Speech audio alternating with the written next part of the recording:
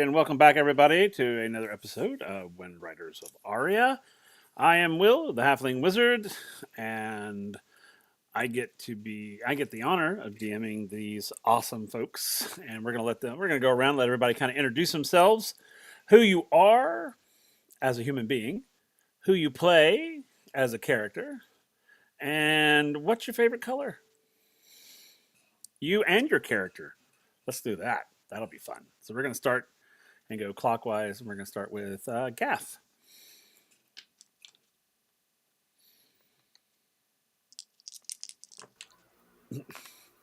Hi, everybody. I'm Old Worm Slayer, and I will be playing Gath Alfredi, the planetary chief engineer, or Yep. whatever you want to call it. Okay. And you And, can find me here and tonight. what's your favorite color? And what's Gath's favorite color? Uh, Mine is red. Gas would be a teal blue. Hmm. Excellent. All right, we'll go down to Katarina next. Hello. After- I'm Lisa. I play Katerina Zephyrian, um, the security officer. Hopefully, not going to get fired after losing the captain and several ships. Great job there. My personal favorite color, I have mellowed. It used to be red, and now it's more of a dark blue. I think I've just mellowed as I've aged. Katerina's favorite color is sky blue. Okay. Very cool. All right, on to Rock. Hey, I am Henry in real life, Rock on stage. My favorite color, I can never decide if I like green or purple better. But if I was pressed at gunpoint, I'd probably go with green.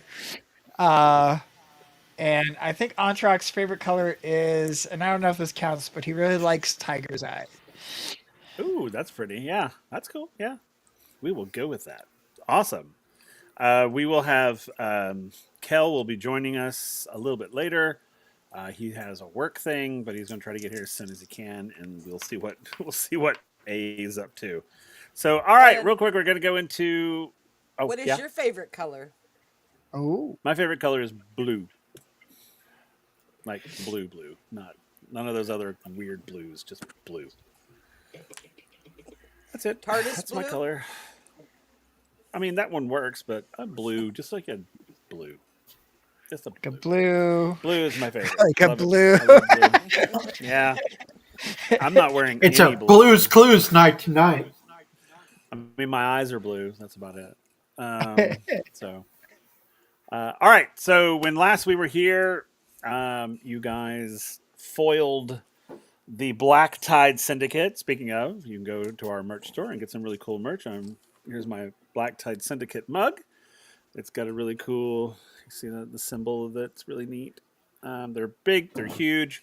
Love them. Yep. See, Lisa's got hers too.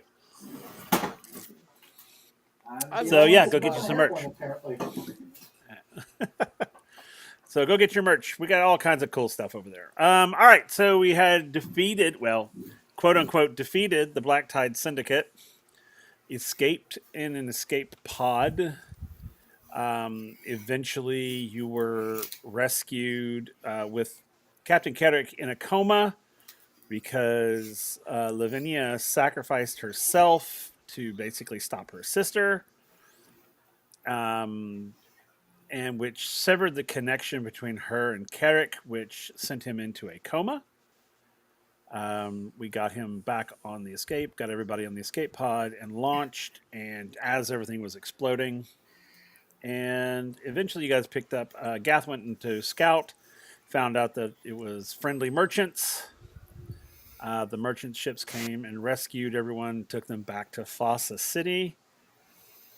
um, as you arrived in Fossa City, they were taking Kedek to the hospital. And at that point, Katerina was going with him. A went to his quarters. Gath and Antarak were sort of there. And then suddenly, Men in Black came and took Antarak away. Poor Antarak. He just can't cut a break, man. Just Um, so they, flashing that technology, buddy. yeah. And they take him away. They tell Gath that he basically is relieved and needs to leave. He can't go with him.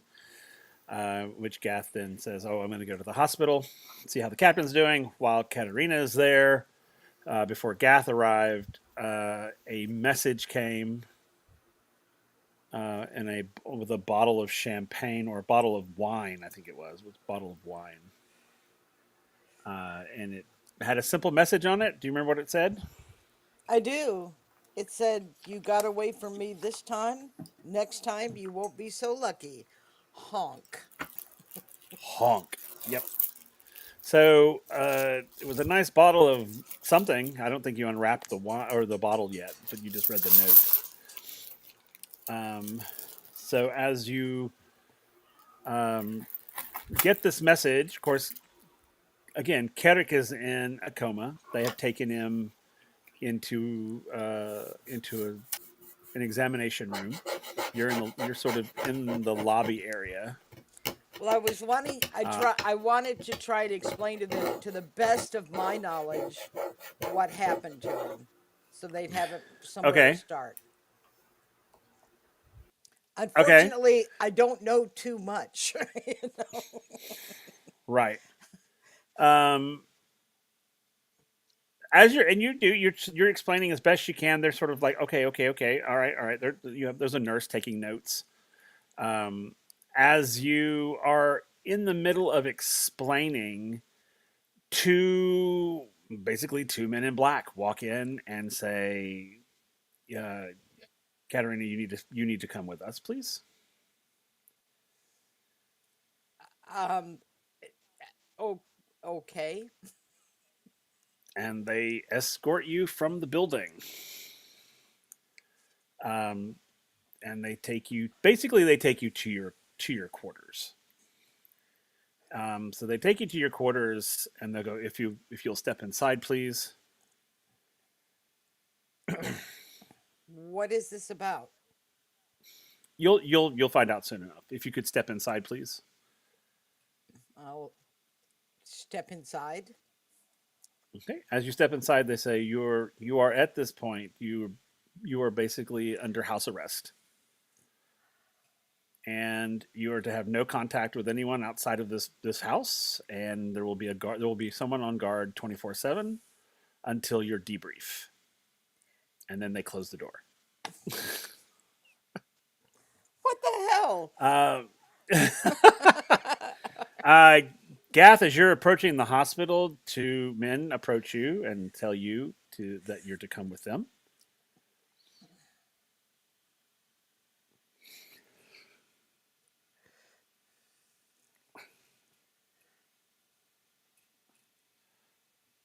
I think you're muted.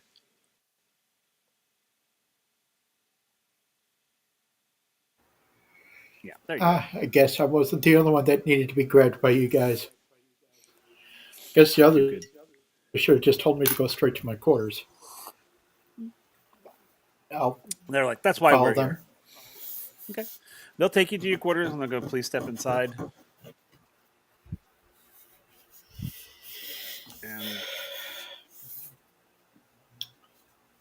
And if you when you step inside, they'll tell you And the I, same thing they told Katerina. Oh, go ahead. and I go, I should have expected this. It is standard military procedure after all. Yes, sir. You will stay here.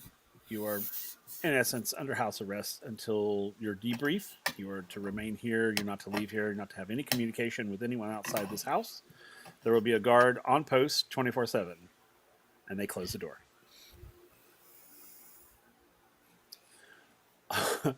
Entourage. They do not take you to any type of quarters. They take you to Okay. Central Command. Oh, You are good. escorted into a very tall building, very dark building. You are taken in through the back entrance. They escort you down several long hallways until they come to a metal door at the end of a corridor. They open the door. They say, if you'll step inside, please. Okay. It sounds wonderful. And they're very like stoic. They have no emotion Yeah. on their faces or anything. They're very like, Yeah. if you'll step inside, please. Yeah, I mean, he did. Yeah, he's Oh, standing did in he? there. Okay. Yeah. Okay. He's like, someone will be with you shortly. And they close the door. So as you sort of look around you, you're in a sort of what looks like an interrogation room, basically. It's very small. There's a table in the middle, chair on the other side of the table. You know, and there's very much a mirror on the wall, sort of, so people can watch and observe. Um, and yeah, and it's actually rather chilly in there. It's very cold, like uncomfortably cold. Not necessarily where you're shivering or anything, but it's just that it's like, it's kind of chilly in here. A little annoying. I'm Uh, assuming turning up the heat is not a yeah, thing there's I'm no able way. to There's do. nothing. Yeah, there's like nothing on the walls. There's like no switches, no anything. There are lights up above you, but other than that, there's like nothing for you to like to tinker with. Cool. Do I have my belongings with me or not? Oh no, they took everything from you. Okay. Then I think he's going to do kind of the same thing he did when he was in the office. He's going to just go through his mental preparations of remembering all of his spell work, and it's a good way to exercise his mind and keep himself from panicking. So That's fair. Okay, fair enough. That's very fair. Um, cool. So as you're sitting, do you sit or do you meander? What do you do? I think he sits.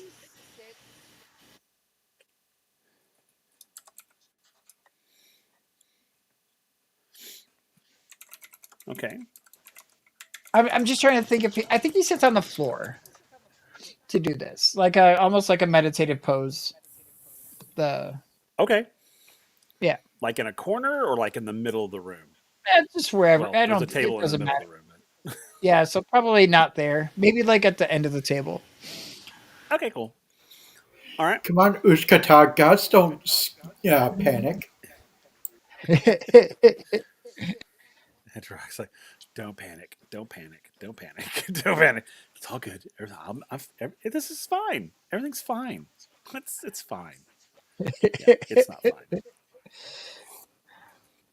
So you sit in this room for what feels like forever. In reality, it's about 2 hours before anything happens. About 2 hours pass, and the door opens. In walks two men, or a man and a woman. The woman seems to be in charge of the two. She steps in, opens the door, and says, "Deliver the package." Um, and the man he puts a package on the table, and he turns and exits. And she says, "Change into these clothes, please." put your clothes in a pile at the end of the table, and someone will collect them. And she turns and walks out. Okay. uh, he'll do that. He doesn't have any Okay. reason not to. There's Yeah, not much to hide. that's fair. Yeah. So when you open the package, it's like they're like it's like a pajama set basically. They're sort of bluish gray. They're comfortable, you know, but yeah. So once you get changed and you put your clothes at the end of the table, the same people will come in and they'll take your clothes, and the guy will exit, and the woman will say, "Someone will be with you in just a moment," and exits the Great. room. And then you notice that the room starts to get warmer. Like it's not as cold anymore. Now it's kind of warm. Like it's starting to get not unnecessarily uncomfortably warm, but sort of it's getting warm.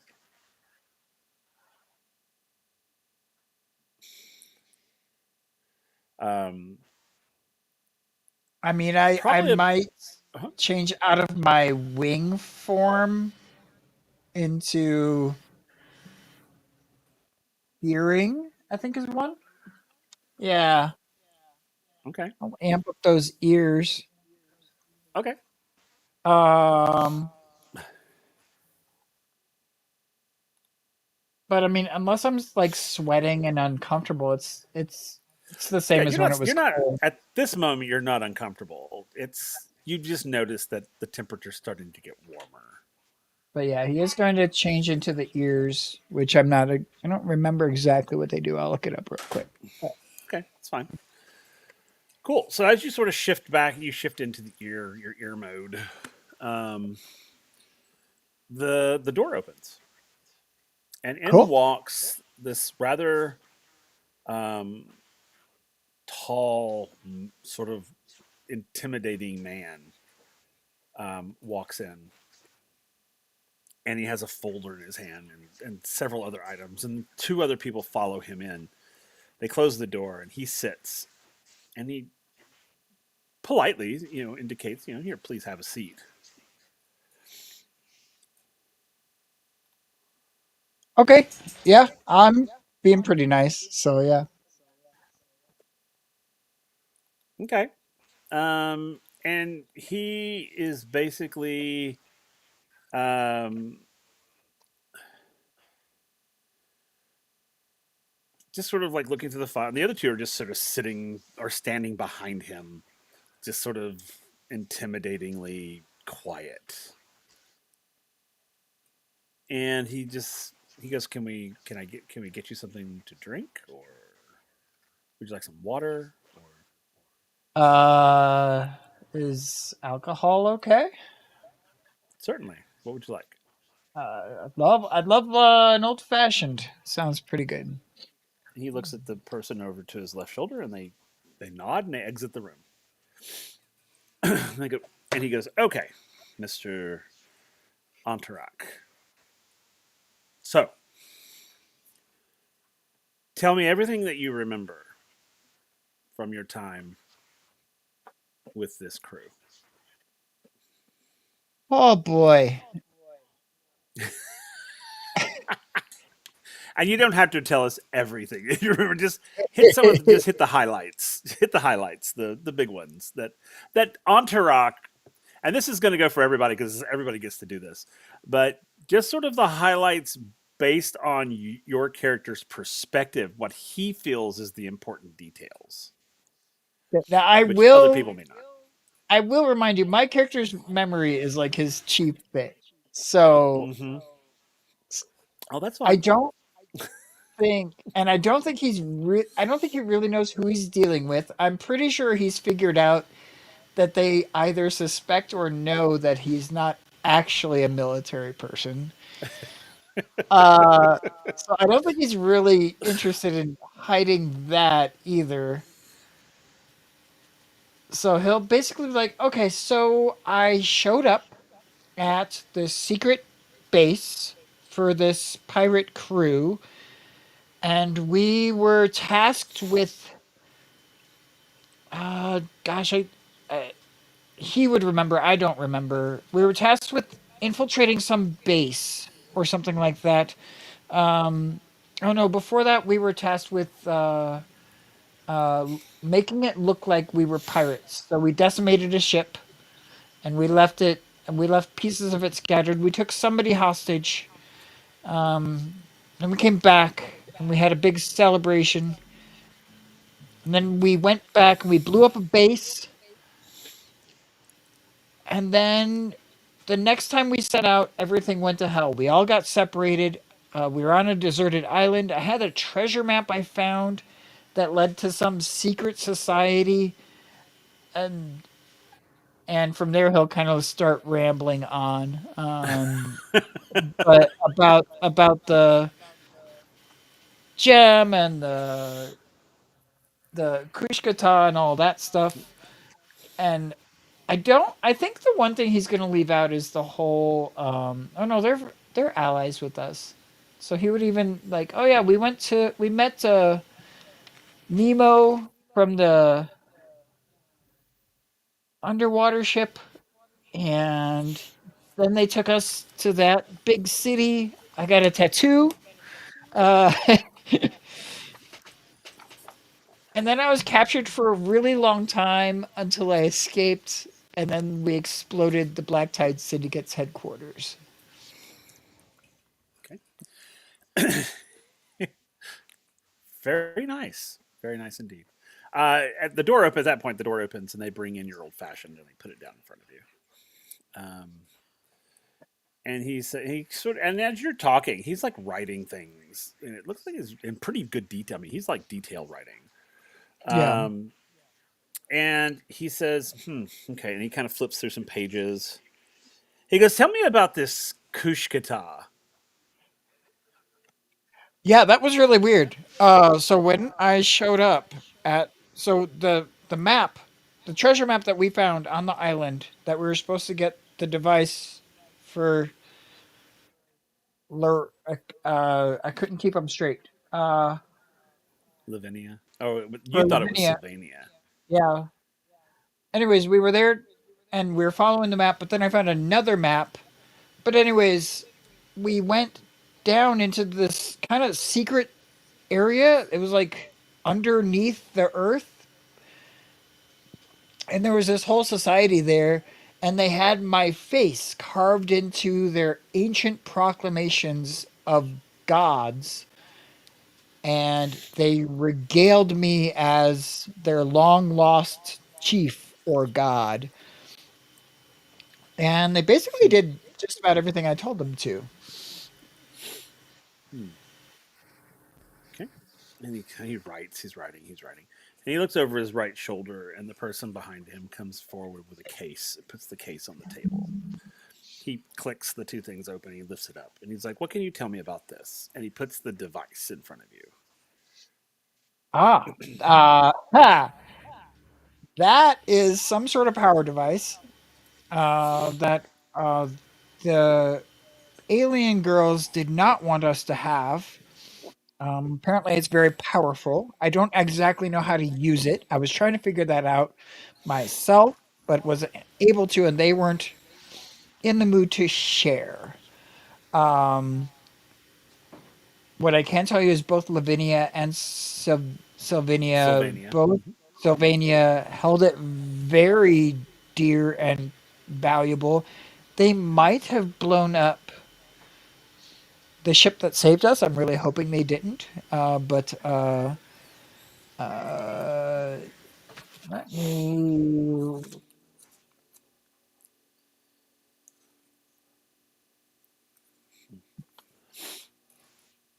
outsource group of nations. Oh, yeah. They claimed it had the power to launch a vessel into outer space. Roll an intelligence roll. Let's see what you pick I up just, on when I you say that. just upped that.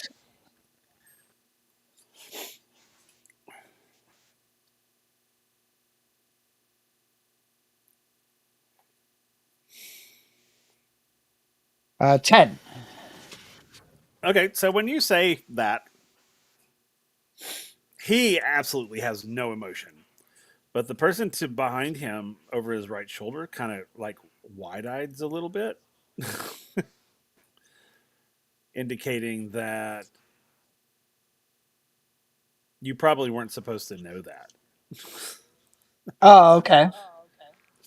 Like, oh God, how do you know that type of thing? And so, but the gentleman sitting in front of you is like, okay, good. And he kind of takes it and puts it back in the case, closes it, hands it back off.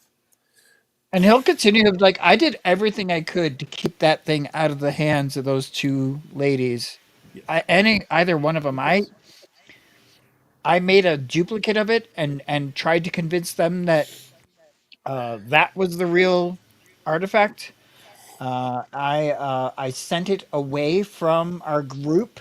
I don't actually even know, other than maybe mind control or something, how they found out where it was because I never told them.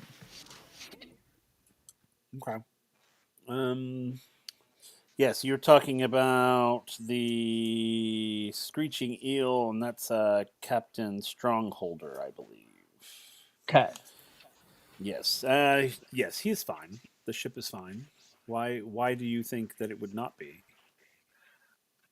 Because when I was imprisoned, they came back with a patch from one of my friends who was aboard that ship, and didn't know if the entire ship was demolished or if just my friend was. And your friend's name was. Yeah, I'm looking.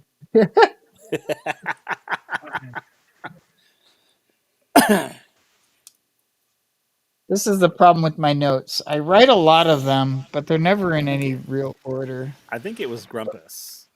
Yes, that sounds right. Okay, I think it was Grumpus. Um, and you say Grumpus's name, and he starts digging through files again in his folder there, and he says, yes, Seaman Josiah Grumpus, formerly of the Sea Snail, transferred to the Screeching Eel based on your recommendation, apparently.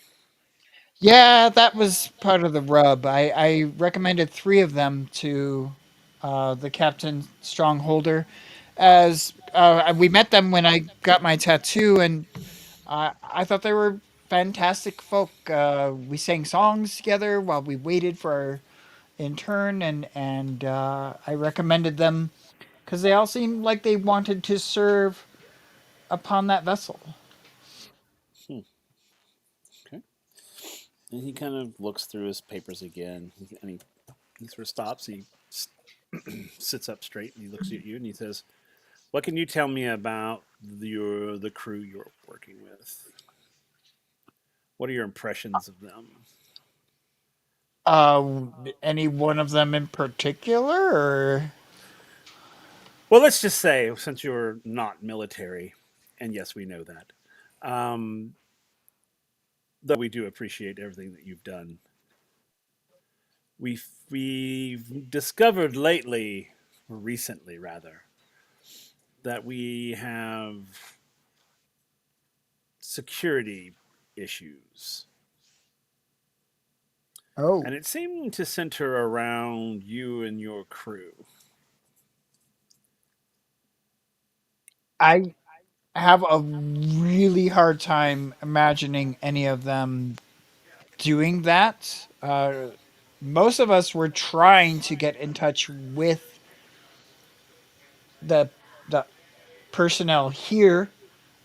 We were told that we were dead on arrival, that we were more or less forgotten as members of this military. I mean, the person I spent the least amount of time with was Captain Carrick, but he seemed very stalwart. He seemed forthright and honest and good. Uh, Hell, honestly, is a little crazy, but so am I. But I don't know if that's necessarily a bad thing. Um, I'm pretty sure that Katerina would put her life down for literally any one of us. And Gath he doesn't always have the greatest notions, but he is salt of the earth. Uh, Okay. Okay. What can you tell me about Katerina? she should not be allowed to fly. She's, every time, every time she just springs her wings open, she's in the skies and she just gets She's a shot target. right back down. This is it. She's a Okay. hell of a warrior. Got a heart of gold and really bad wing luck. Fair enough. So, would you say that she's diligent? Would you say that she is in the middle of things a lot?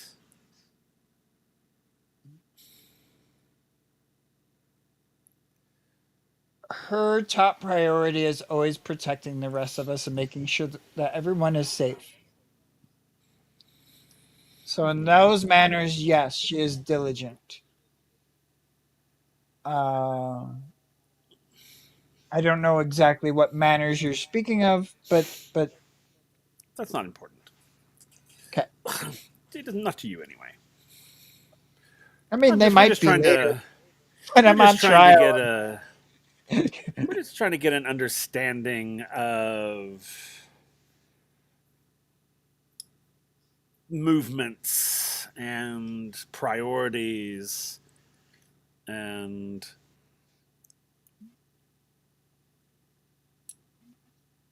trust.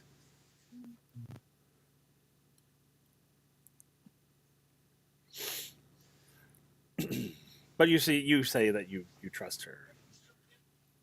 Explicitly. Okay. All right. Then we'll move on from that. Let's talk about let's talk about Chief Engineer A. Okay. What can you tell me about him from He shouldn't be your allowed to talk. experience? He's foul mouth, derisive person, but he's a good engineer. He knows what he's doing. He's uh, he's one of the toughest guys I know, and one of the last people I would ever expect to quit if it ever came down to it. Okay. He's stubborn to a fault, but also Okay. that's part of his charm. Um, and um, And you see him kind of digging through his files, and he suddenly stops and he goes, "One second, please." And he turns to the person to his left, and he whispers something in his ear, and the guy leaves the room. And he's like, "Okay, we'll come back to A. Let's talk about the captain, Captain okay, Kedrick. According to our intelligence, he was joined with this Lavinia mentally in some way, hence why he's in a coma. yeah, In that time, that he was connected to the enemy, we will say. Do you feel that any exchange of information was happening that could be misconstrued as information that should not have been passed on to?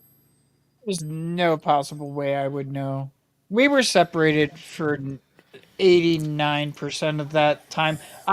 We were on an island, and then we were traveling on this underwater ship, and then we were trying to find Captain Carrick, and then we were trying to hide from the Black Tide Syndicate, and then the Black Tide Syndicate found us, and then when we were all reunited, we all rescued each other and did everything we could, and we fucking blew up that base. I Yes, have yes. no idea. I have zero ideas of what was happening there. I'm not. I have. I can tell you, I was linked to her twin for a short time in Oh, a different way, hmm. and You see him kind of looking through his files. It's like, okay. Continue, please. Continue. but I found that I was able to mentally fool her into thinking I was doing things that I wasn't. So I have no way of commenting on Captain Carrick's actions or mindset during that time because I was not with him. Very well. Okay. Good. So let's talk about uh, the chief transport officer, Gath Alfredi. Yeah. What can you tell me about his movements and actions? And would you consider any of his movements or actions sort of counter to Fossian interests? Okay, I'm just gonna make something up because I can't think of something that Gap shouldn't be able to do. But so please don't take offense at this. You're like, Gaff needs to bathe more. Um, he, I mean, he just really should. I mean, it's. I mean, some people should just bathe more. And, yeah, he's one of them. Uh, Okay, fair enough. he doesn't always smell very good. But aside from that, he's always trying to keep our crew whole and hale and make sure that we all get out together as one. He doesn't like leaving anyone behind. I've never. It would be really hard for me to think of him doing anything disloyal to his pet goldfish, let alone uh, a living, breathing person. Okay, very good. Um, all right, let's go. And then the person comes back in carrying another folder that is extremely thick. It's like about Okay. yay thick. Oh God. He hands it to the man sitting, and he goes, "Okay, so tell me." And he slides a piece of paper over to you, and on this paper, you see at the top, you see A's name at the top, and it is literally a list of everything that he has blown up, destroyed. I mean, just everything. And they go, do you feel that these were a necessity at the time? Do you think, do you really believe that a lot of these blowing ships up was necessary? So is this like a list of like since A was enlisted, or is Oh this yeah, this like is a list since A was enlisted, but they have specific ones. Like they have a line, and anything below okay? the line is where you would have been involved, or would have Okay. heard of or So known of. I would tell them we were trying to scare people and create a reputation in the pirating community, as Mhm. we were told our orders to become part of this pirating community and that we were operating under some sort of cover. And so we needed to present ourselves as ruthless, heartless pirates. that Okay. were to be feared on the open waters and skies. And he will point to, a few instances and be Right. like, yep, Okay. that was why we did that. That was why we did that, Okay. and that. Okay. And he takes the paper Uh, and he slides it away from you and puts it back in the file. He goes, "What did you at any time see a with technology that you did not start out with?"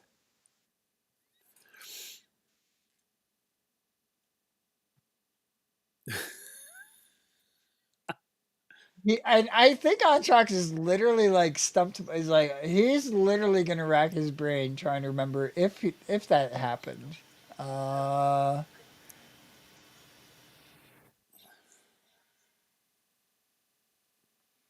I don't think so. At no time did you ever see any air quotes confiscate technology from any other ship that would be considered dangerous technology. We blew up a hold that we found of dangerous technology, but I can't recall him confiscating any. Okay, all right, no, very nice. That's, I appreciate your candor. I appreciate your time. And he's like, this guy is like super nice, but he's I super think like Anthrax is intimidating like, as well. oh, you call that an old fashioned? Oh, I'm sorry. Is it not to your liking? We can make another one. And he indicates to the guy out to his left. He's like, if you're gonna make it right. He takes yours and walks out the room with it. Right. And he kind of flips through papers again. You grind the orange peel into a spiral. That's part of the Okay, thing you there got you to go. do there. Get it right. Um, and the guy's like, "Yes, sir," and he walks out. Um, he's he goes, "Okay, I'm going to be absolutely candid with you at this point. Neat. The device that you found is very important. It is exactly as they said. It is a power source, and it does have the capabilities of putting a ship into the outer rim of our planet. At this point, there's a lot of people who wish to stop this from happening, and they will go to any means, and that is including putting a mole or two within our ranks. So I'm going to need you to think long and hard about the movements and the actions, the intent of every little thing that you can remember about surrounding Katerina. The reason being is that she is from East Haven, and East Haven is one of those nations in opposition. There's been a lot of civil unrest there recently, and we want to make sure that we can trust her. I'll need a journal and a pen. And he'll snap his fingers, and the person to his right literally pulls out a journal and a pen, lays it in front of you. They asked for this, by the way. He will start writing, and this will Yep. take a very long time. Okay. And they're like, well, while you're doing that, we'll leave you to it, and we'll be back as when you're ready. Just Do you knock want on the me to glass. roll memory Yeah, or? you can. You can roll memory if you'd I mean, like. it's up to you. I don't know if you're looking. If I'm just, it's up to you. So Well, I mean, Antarak's memory is his thing. yeah, So I'm not. I don't think you have to roll memory. I'm not going to make you Okay. roll memory for this particular thing Okay. Cool. Okay. because this is your thing. I mean, this is this is what you're good at. Yeah. So um, Okay.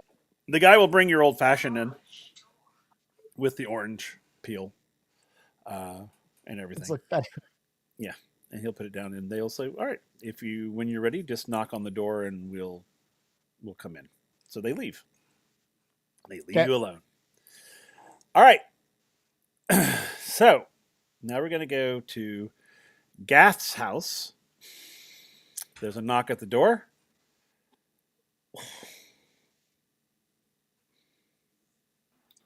I will answer it. Okay. Oh, and Will, Yep. while he was waiting, Wrath wrote out a fully detailed report of everything that happened Okay. That's good. that he can remember. Okay. That's good. Perfect. Love it. They'll just tell you to bring it with you as they take you to Central Command. Again, they'll walk you in through the back, down a long corridor, into another room, which is literally right down the hall from where Entourac is at. They'll enter. They'll put you in the room, and they'll say, "If you'll wait here, someone will be with you in just a moment. If you could please change out of your clothes and into these, and put your clothes folded on the end of this table, and someone will come by and get those." And Okay. they exit the room. At that time, Katerina, you get a knock on the door.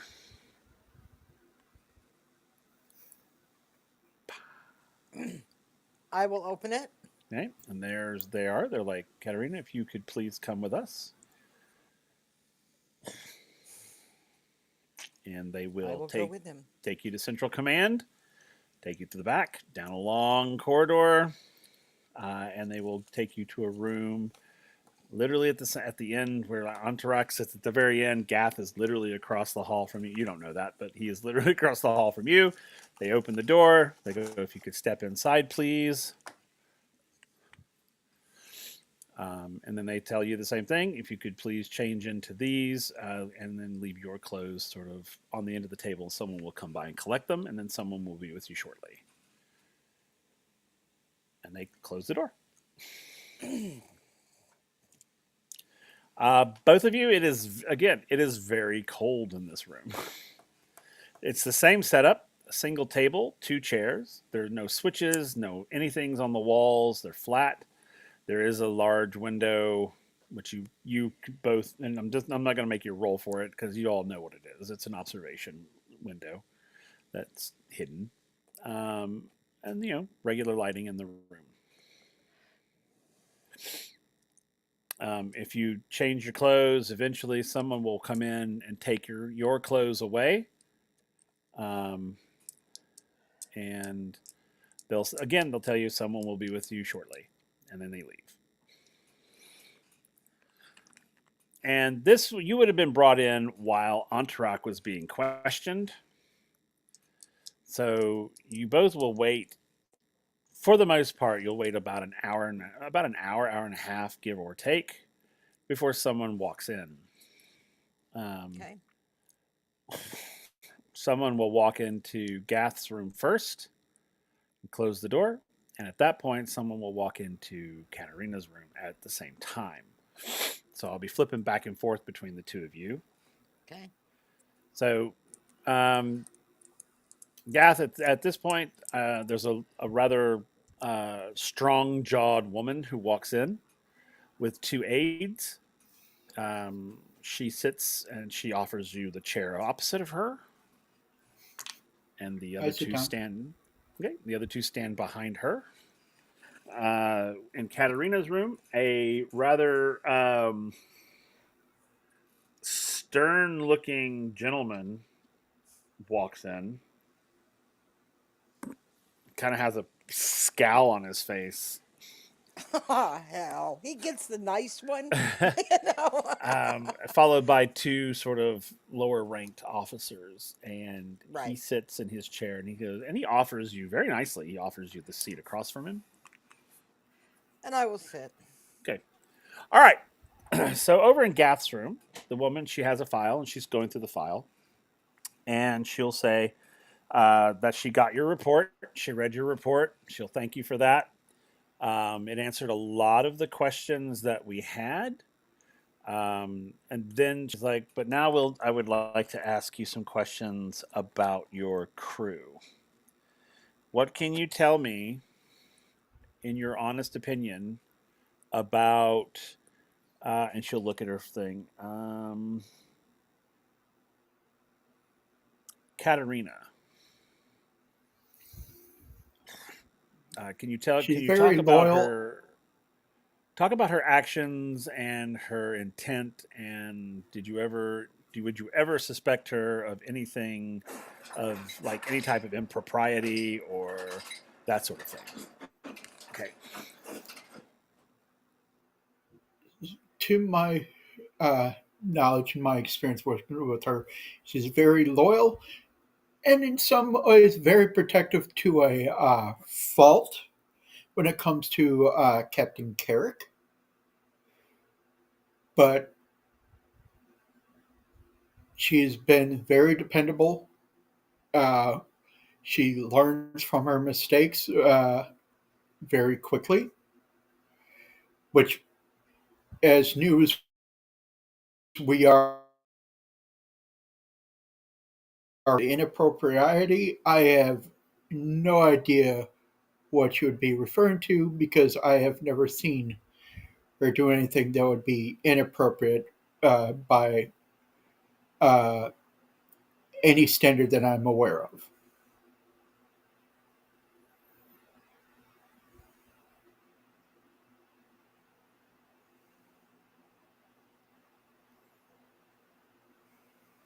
She's You're writing as muted, you're Will. talking. She's writing, and she says, "Oh, I'm so sorry. Can I get you something to drink or um, some water, or other beverage?" I'm good. Thank you, though. Okay. Um, so she says, "Okay, I thank you for that." So we're gonna flip over to. Oh, actually, since he came in, I'll bring Kel in real quick and let him kind of introduce himself real quick. Everybody. All right, welcome. Yay, Kel made it. Woo! So if you want to just real quick tell everybody who you are, who you play, and what's your favorite color and your character's favorite color.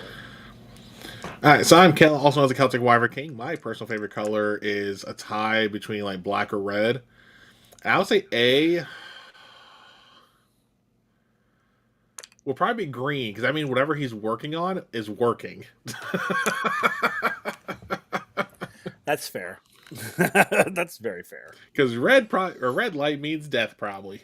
Yeah, that's very true. That's funny. That's pretty funny. All right, so let me before we get over to Katerina, let me get A in place real quick. So you're in your quarters. When you got back, you went to your quarters. You're there for a little bit, and then there's a knock at the door. When I hear the knock, I'm just like how many days has passed since we got back? Like Has this been 8 like a few hours. weeks? Oh, so still same day. Got it. Okay. Yeah, it's still the same day. That's that double check. I know we were talking like from DMs Yeah. how we were looking like That know, happens time later. passing. Yeah. Yeah, Okay. that happens later. So at that point, it's like I'm not here. I'm dead. As I'm just laying in my bunk. And you hear they knock again. Occupado. And they knock again. Fine. Each time they knock, it gets harder and louder.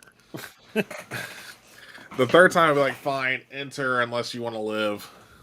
The door opens, and there's two, like, large gentlemen standing there, kind of in standard, almost like, like Men in Black. Nice. And they go, hey, if you could come with us, please. Why? Just could you come with us, please? He'll get up. He'll, put his shoes back on. It's like, fine. After y'all, schmucks. Okay. Like, he is just not in a And mood. He is tired. that's fair. Um, and they take you to Central Command. They take you in through the back entrance, down a long hallway Right. to a metal door. They open the door and they're like, "Could you step inside, please?" Okay, fine. I'll step inside. All right. And then when you do, someone steps in with you and they say, "If you could please change into these, put your clothes at the end of the table. Someone will come by and grab those from you, and someone will be with you shortly." And then they exit the room. The room itself it looks like an interrogation room. Square room, single table in the middle, two chairs, large mirror on the wall. There are no light switches of any kind. No, it's all flat walls. Yeah. And they close the door. So first thing I want to do is I want to go up to the mirror on the wall. You know that trick to tell if it's a two-way mirror by putting your finger up against it? Uh-huh. I want to do that. Oh yeah. Oh yeah. It is. It definitely is. I figure I just want to be, a bit of smart ass there. Absolutely. It's like if As they're watching you do it, there's like. So because even though it was probably obvious, once it's confirmed, A's gonna go like, okay, if you want me to change into these, I'm not gonna do it if you all are watching. You pervs.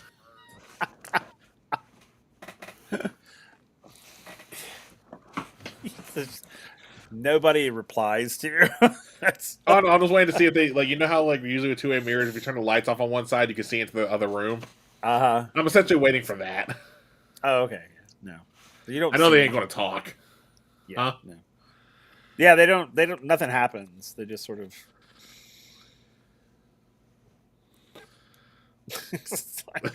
After probably a few minutes of awkward silence, A's gonna be like, fine. And again, pervs.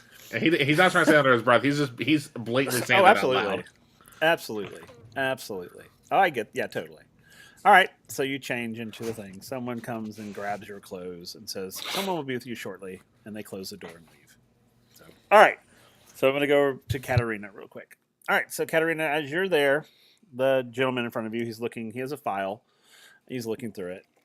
And he says, he goes, okay, Lieutenant Commander, can you, to the best of your ability and your knowledge, can you please tell us the events leading up to the complete or near complete destruction of the Black Tide Syndicate?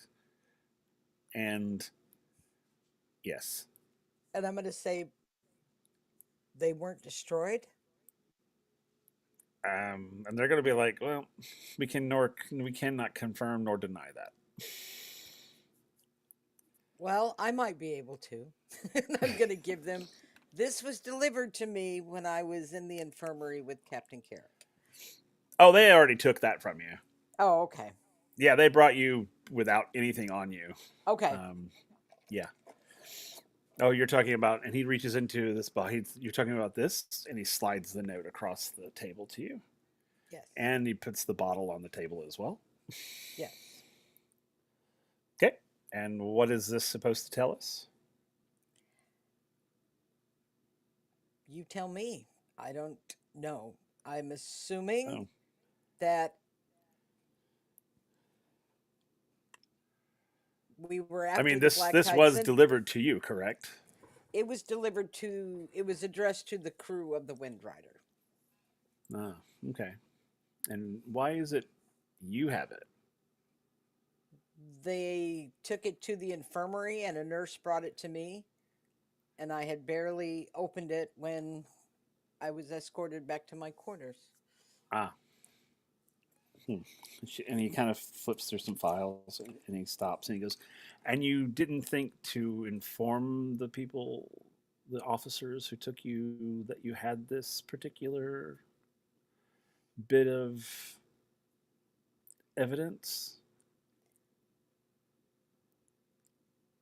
Well, I assumed since there was going to be a debriefing and I would bring it to the people at the top that would know what to do with it.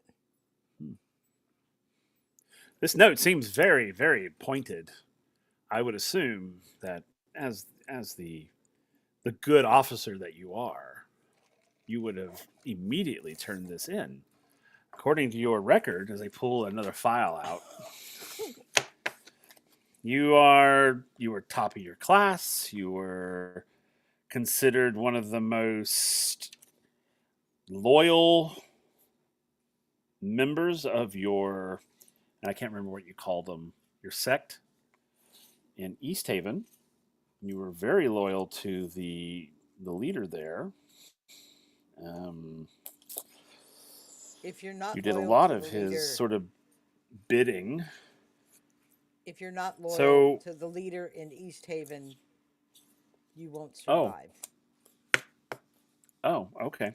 However, Um, I did sever ties by refusing the orders they sent me right after I graduated, which I did turn over immediately. yes, we have that. I have that here. Yes. So, again, why did you not think to immediately hand over such a piece of evidence? Well, at the time you came to get me, I was writing a note to ask the guard to send to the commandant, who is the one person I know that I feel I might be able to trust, because I also feel like there's a security issue somewhere. Oh, yes. Yes, we're very aware of a security issue as he goes back to his files. So, tell me about your time in East Haven. What exactly were your duties? I grew up in an orphanage. I have no family, no standing, um, very rigid, very strict upbringing. When I aged out of the orphanage, I joined the city guard because really that was the only. I'm Are here. you? Oh, I'm okay. here. Yeah, That my was the camera just only flashed skill out. that I was prepared for. Um, when I was off duty one day, kind of exploring the city, I stumbled across an assassination attempt on the king and saved his life. And in Okay. his gratitude,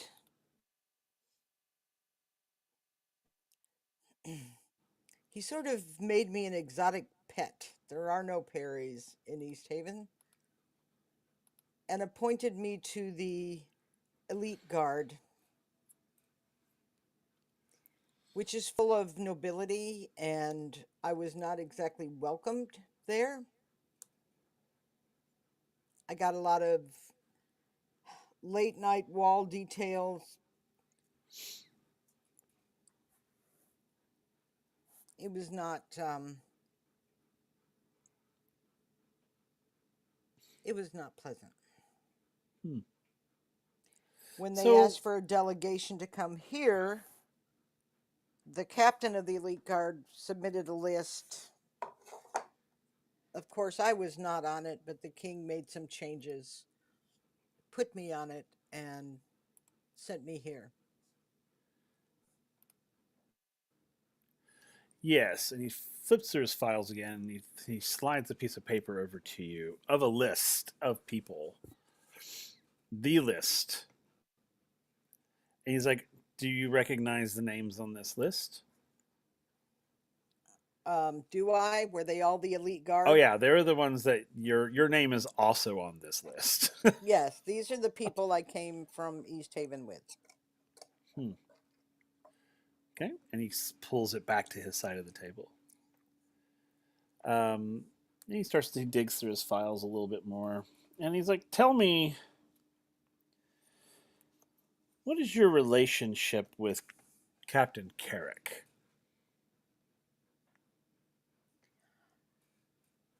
I have the utmost respect for him. My job as security officer was to ensure the protection of the ship and the crew, and I take that very seriously. Yes, we see that. And it seems that you're always trying to be around the captain, protecting him, and he does like an air quote in this, like in sort of like an air quotations. Why is that exactly? Because that's my job. Is it? I believe so. What about the security of the rest of your crew? Are they As not best, important? of course they are. Then why do we not see that type of commitment to the rest of the crew, but only the captain? I would I would and have done everything in my power to protect every member of my crew. Hmm.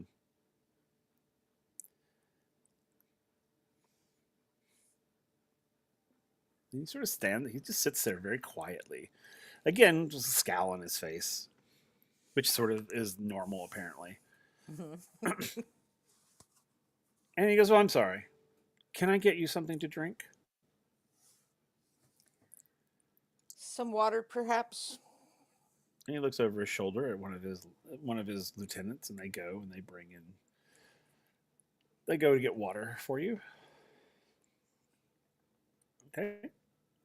All right, let's go to A. Whew. So you're in your room, and the door opens, and some folks enter in, and um, a rather tall woman walks in, sits down, offers you the seat across from her.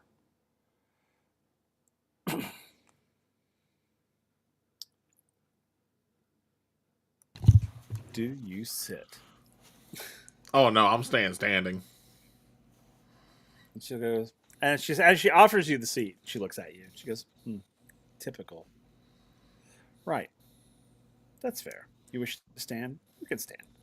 So, I need you to tell me in as much detail as possible all the events that led up to the supposed destruction of the Black Tide Syndicate and your role in that specifically."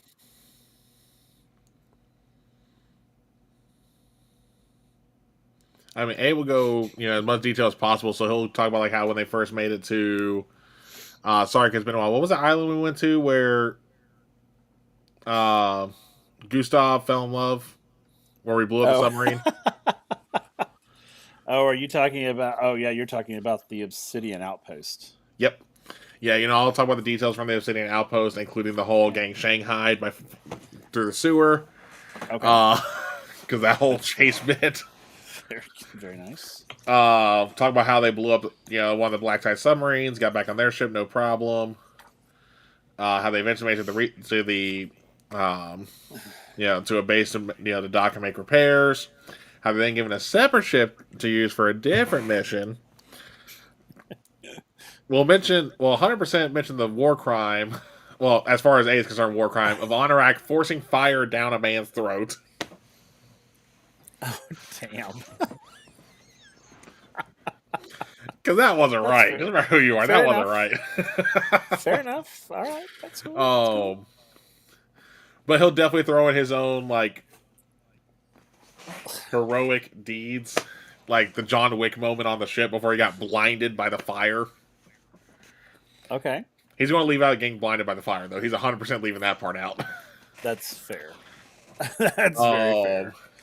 And he'll definitely talk about the whole sneaking aboard Sylvania's ship to try and save everyone. Okay. Prior to blowing it up. or not Sylvania, Lavania, whichever sister was on that ship. Because I damn think that was twins, Sylvania. I think. maybe. Because And you're goddamn talking it, about twins. Are you talking about the? Wait, which ship are you talking about? Like The which first instance? one, not the one that had the human batteries. The other ship, Oh, that was Lavinia just Lavinia. Okay, pretending to be Sylvania. Yeah. that's right. Okay, because again, fucking twins. Uh huh. Oh, Exactly. and he'll 100% purposely go like, I don't know if it was like Sylvania, Lavania. I don't care. It was one of them. That's how he's going to phrase it. Okay. But he'll talk about how he helped make that ship go boom, and then continued on when they got on the other ship to continue with the rescue operation, all the way to the point Okay. where they made that ship crash into the Black Tide base, or what was believed to be the base. Okay. And she'll pull out a piece of paper Mm-hmm. and she'll slide it across to you. Oh Lord. And and on this list is literally everything that you have blown up since you have been here. I mean, it's only been like what, one submarine? Well, technically, all the ships in the dock got blown up because of chain Almost reaction. almost everything that's blown up. You haven't necessarily been the cause of it, but you've been involved with it. Yeah, well, I mean, he was the That's cause what for most of them. I think the only one he wasn't the cause of was the submarine, because that was Hatter's NPC. Yeah. And they're gonna go. So she's gonna. So did you think that it was necessary to destroy all of these things? He also Did wasn't she- responsible for the merchant ship that had That's Fossen true. technology. That's true. Oh, that's right. I forgot about that one. Yeah, I mean, that's still 2 out of like what, 7? 2 out of 7. Yeah. Because there was like what, 3? Well, no, actually, no. Technically, that would have been more than. No, it only been. Actually, he only been responsible for. He actually would have been responsible for about 2 out of 7, because for including the ones that were in dock near that submarine, those wouldn't have been his fault because that was chain reaction, That's fair. Yeah. and also still matters. Yeah, they're not counting those.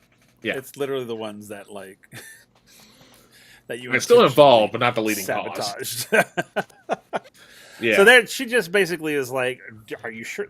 Was it necessary for you to do this?" I mean,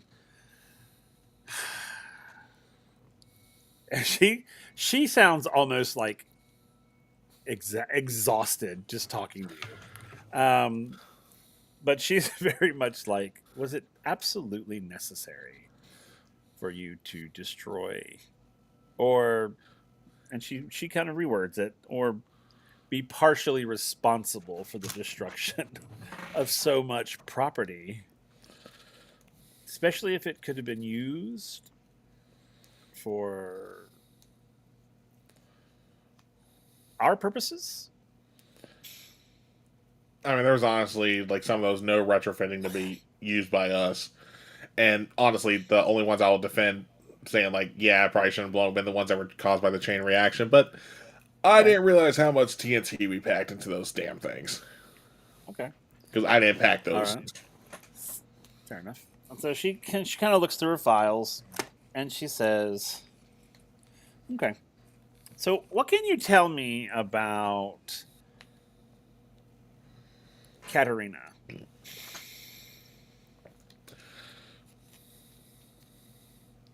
I mean, they got a level head on their shoulders. I mean, they didn't freak out.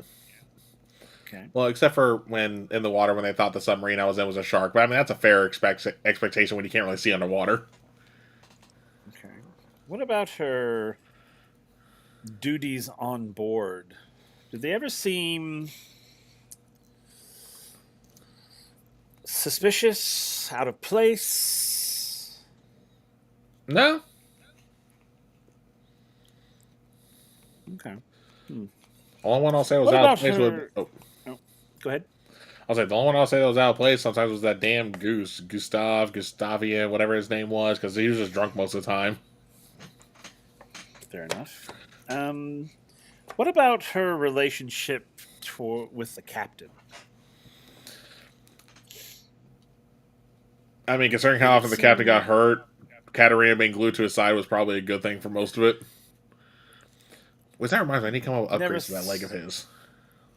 Yeah. Did it never seem suspicious, their relationship? That she was always hanging around, always wanting to be in the room where he was at, even in like private meetings? No. Okay. Again, I just either repair shit or blow it up. When it comes to day-to-day stuff, I usually don't pay attention. That seems about right. As she's like looking through your file, which is like this, super thick. You can't see me, but super thick file on you. I really wish I could get my camera to work, but it won't work for some reason. That's okay. Let me see. She kind of flips through again, and she says, would you consider yourself a good chief engineer?" I mean, never once did the engine go, shut off on account of me. That's fair. And considering we definitely made sure the thing wasn't about to blow up after it got sabotaged. Well, actually, out of character. It was sabotaged when it got shut down that one time, right? When we had to do the whole. It was that was sabotage. Okay, I'm trying to remember. It's been so long since we had that scenario, so I just had to remember correctly. No, that's fine. Yeah, that was total sabotage. Yeah, so and especially after the engine got sabotaged, the fact that we got it fixed so fucking fast. Yeah. On top of falling like a rock out of the sky. Right. She says, "Okay, very good." She sort of leafs through. She says, so tell me, what do you where do you see yourself going here? I mean, what's your end game? Not going to jail? Oh yes, I have that right here. For nearly destroying your whole nation.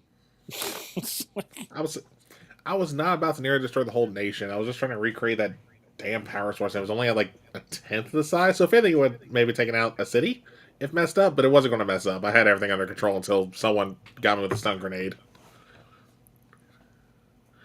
We're still gonna find that asshole. Okay. All right. So, can I get you anything? Water, a beverage, food, anything? Let me go so I can sleep. Yeah. Eventually, we'll let you go. Eventually.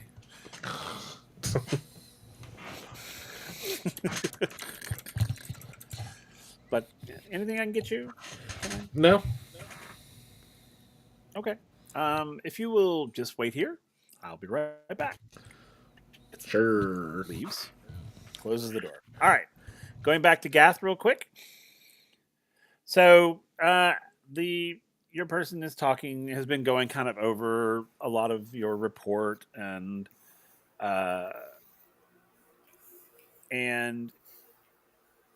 is, okay. A lot of it makes sense. And then she'll ask you,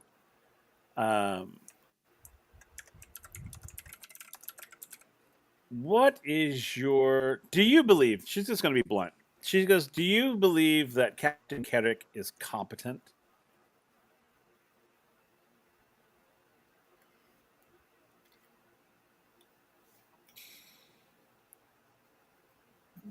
He is the best captain I've served under. Very good. Okay. And honestly, if he wasn't competent, I don't think you guys would have made him my captain. Well, he's young, and yes, he's young, but that's okay. That's good. We're glad that you. Yeah, okay, good. And then again, they'll ask you if there's anything they can get you. Food, beverage. No. Okay. If you will just wait here, and someone will be back in here in a moment. And they get up and exit the room. Alright, let's come back to you. Are you still writing, or are you done? I mean, it's been a couple of hours at this point. Just finished day 3.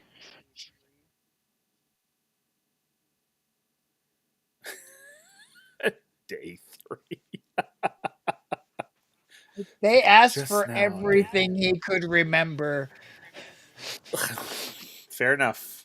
Okay, so they'll Uh, just come in and check on you. I mean, they're just coming in to check on you to see if there's anything they can get you. Do you need another drink? Man, yeah, that would be amazing. You could just set up a little cart over there with some sub sandwiches and some mixers. That'd be cool. Okay, they go very well, and they'll leave, and literally, yeah, they will, and eventually they will come back with a cart of sandwiches and things of that nature, and they're like, when you're ready, just knock on the door. So they realize that you're going to be there for a while. Yeah, So, I mean, I'm not trying to be a butt, but like, I mean, yeah, he's gonna write down everything he remembers, which is a lot. right, that's fair. No, I absolutely. love it. Uh, real quick, they're going to go. The door's going to open up into your room, and someone walks in and says, "We're going to bring a doctor in to kind of give you an examination, which is standard procedure." Sure, it is. And It's a psychiatrist. doctor.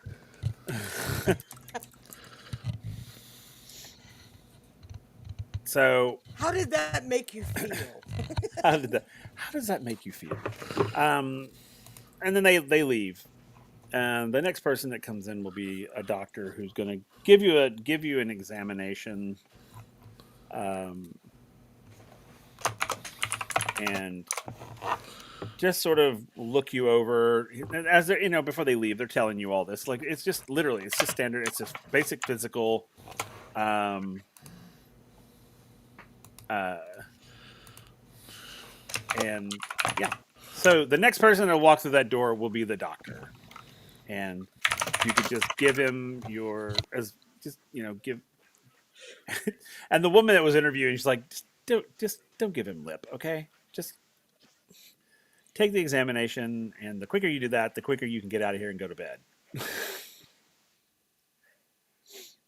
And this woman's tone with you seems oddly like casual. So as she sort of leaves, and then you'll hear a knock on the door. Okay. And then the door opens, and the doctor walks in. And I'm going to introduce our new player. Ooh. Yeah, once I saw popping the bottom of the cameras off, I was like, wait, who's this? Yep. So, Dr. Vincent Ardent, if you would join us, please, if you can. Oh, it says he's offline. Might still be connecting. Oh, that's true. wait, was that who I thought it was? Ardent, Dr. Ardent, calling Dr. Ardent. Are we having camera problems? Probably. I'm having camera problems too. It's weird.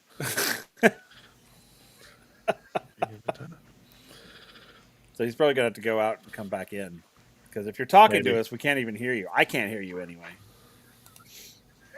No, nothing's being said as far as I could tell. Okay, it looked like it was flashing. That might have been just for where the camera got turned off and turned back on. Oh, that could be. All right. Well, while we're waiting for Dr. Ardent to come in, Yay, tech. let's go to Katerina. Let's go back to her as they have her sweating in this room. Okay, Yes. he's gonna come back in. So they're sitting there and they're grilling you, and it's several hours you've been in this room, and they are just grilling, and it's to the point where it starts to get personal. Yeah, I'm They, feeling that. yeah, they start digging into your personal life. Like they're really looking for something. Um, and he's like, "Do you?" And as I mean, and at this point, it's like hot in this room. You're sweating. I mean, it's starting to get to that point where the heat is starting to overwhelm you, and you know how you kind of get that sort of lightheaded, and you'll say anything just to get the hell out of here type of type of moment where you're just about to hit that cusp. Yeah. And he says, "All right, I think I have just about all I need. Is there anything? Do you have any final words you'd like to say in Oh, your defense?" yes, actually. Um, because it hasn't come up, I understand you're aware of a security issue, but I will tell them about trying to send a coded message back to Fawcett just to let them know that we were not dead. But we didn't have the codes because our ship blew up so fast, was sabotaged. And when we were on Obsidian, we ran into Talia, who we thought was Talia. Maybe it was Talia for a little while. But she had the current security codes to get a message through.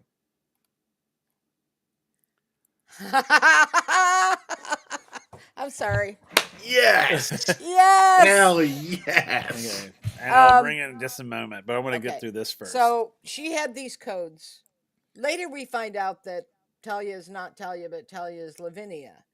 How did someone from the Black Tide Syndicate get current security codes that we didn't even have?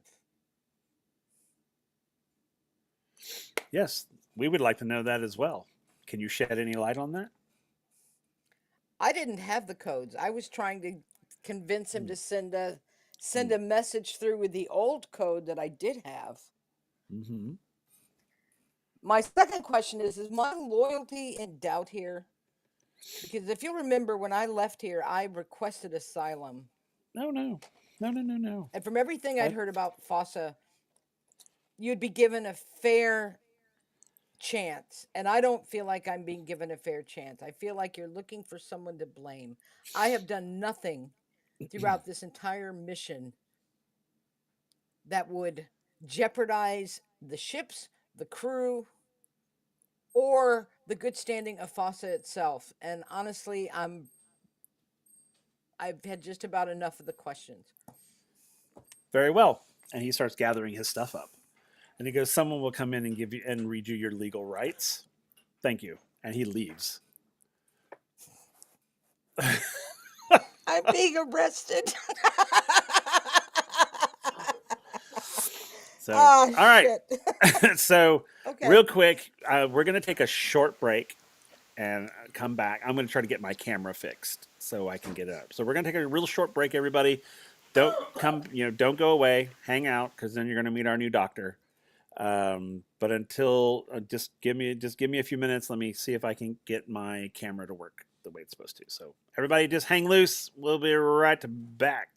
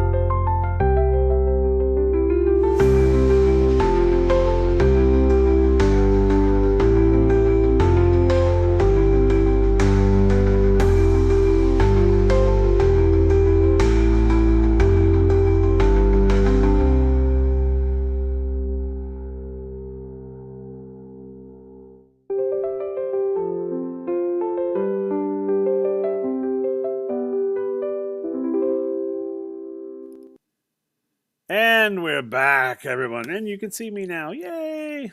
Hopefully, my camera doesn't freak out again. So, anyway, yes. So, Katarina, he leaves, says he'll send legal counsel Mikey! in. Yes, before we get into, I'm gonna let our new player introduce himself and who he is playing. Take it away. Sure thing. So, hi everyone. My name is Mikey. Um, you may or may not remember me from some time ago. I don't remember. Time is a construct that doesn't exist. But yeah, I'm happy to be here. I will be joining the campaign officially for the long haul. Um, we'll talk afterwards about that. But I am here to play Dr. Vincenzo Ardent, or Dr. Vin for short. He is a combat medic um, who also has pretty boy privilege, and more on that a little bit later. So, Yes, because I'll show you pictures of him in a moment. I spare no expense. Yeah. So, all right. So, Dr. Vin comes in to A's room to give him a physical, basically, not as physical, but just sort of to check him out, make sure everything's okay, make sure he's feeling well. You're basically standard medical procedure sort of examination to clear him from duty so he can basically go and do whatever he wants at this point. Well, I say that, but you know what I mean. So, I'm going to let you go in there and take it over. So you walk in the room. Sure thing. So, upon entering the room, obviously the first thing that you see is Dr. Vin is in your typical doctor's outfit, the stereotypical white coat. He's got the stethoscope around his neck. He has a little bit of medicine bag account coming in. Um, However, that's the only stereotypical thing, because then when you look at the rest of his outfit, he's got a very what looks to be a very expensive silk shirt, some black slacks, some dress shorts, and then he walks in with like aviator shades coming in. Um, so essentially, it's like what happens if you take a Hollywood movie star and turn him into a doctor. So that is essentially what you initially see. Upon entering the room, he takes his glasses off and says, "So you're my patient today. Alrighty, well, I am Dr. Vin. It is a pleasure to meet you." And he kind of sticks his hand out. A's just gonna look. Oh, I just realized I didn't even change my name when I joined. Whoops. But yeah, A's just gonna look like just look up down, and go like, mm-hmm. Like he's not gonna shake hands. Mainly Fair because he's enough. not a shake hand person. Right out of the gate. Hey, you know what? It is all good. So upon seeing that hands will not be will be shaken, Vin kind of retracts it and just gives a little bit of a salute and is like, "All right, well, let's see if you are good to go." So takes out his medicine bag, starts rummaging through some stuff, pulls out a clipboard and some other instruments. It's like, "All right, let's check this heartbeat, shall we?" And then stethoscope. And for all intents and purposes, we go through the typical like standard checkup of to see if you're breathing, heart's doing okay, reactions, physical things like that. Okay. Interesting. Well, I mean, I can't see anything too wrong with it. So I would say you're pretty good to go, honestly. Yeah, I could have told you that, Doc. Let's do your first roll in the game, shall Oh we? Uh no. oh. Uh Let's do oh. a Lordy. medicine roll for the good doctor. Oh Lord, here we go.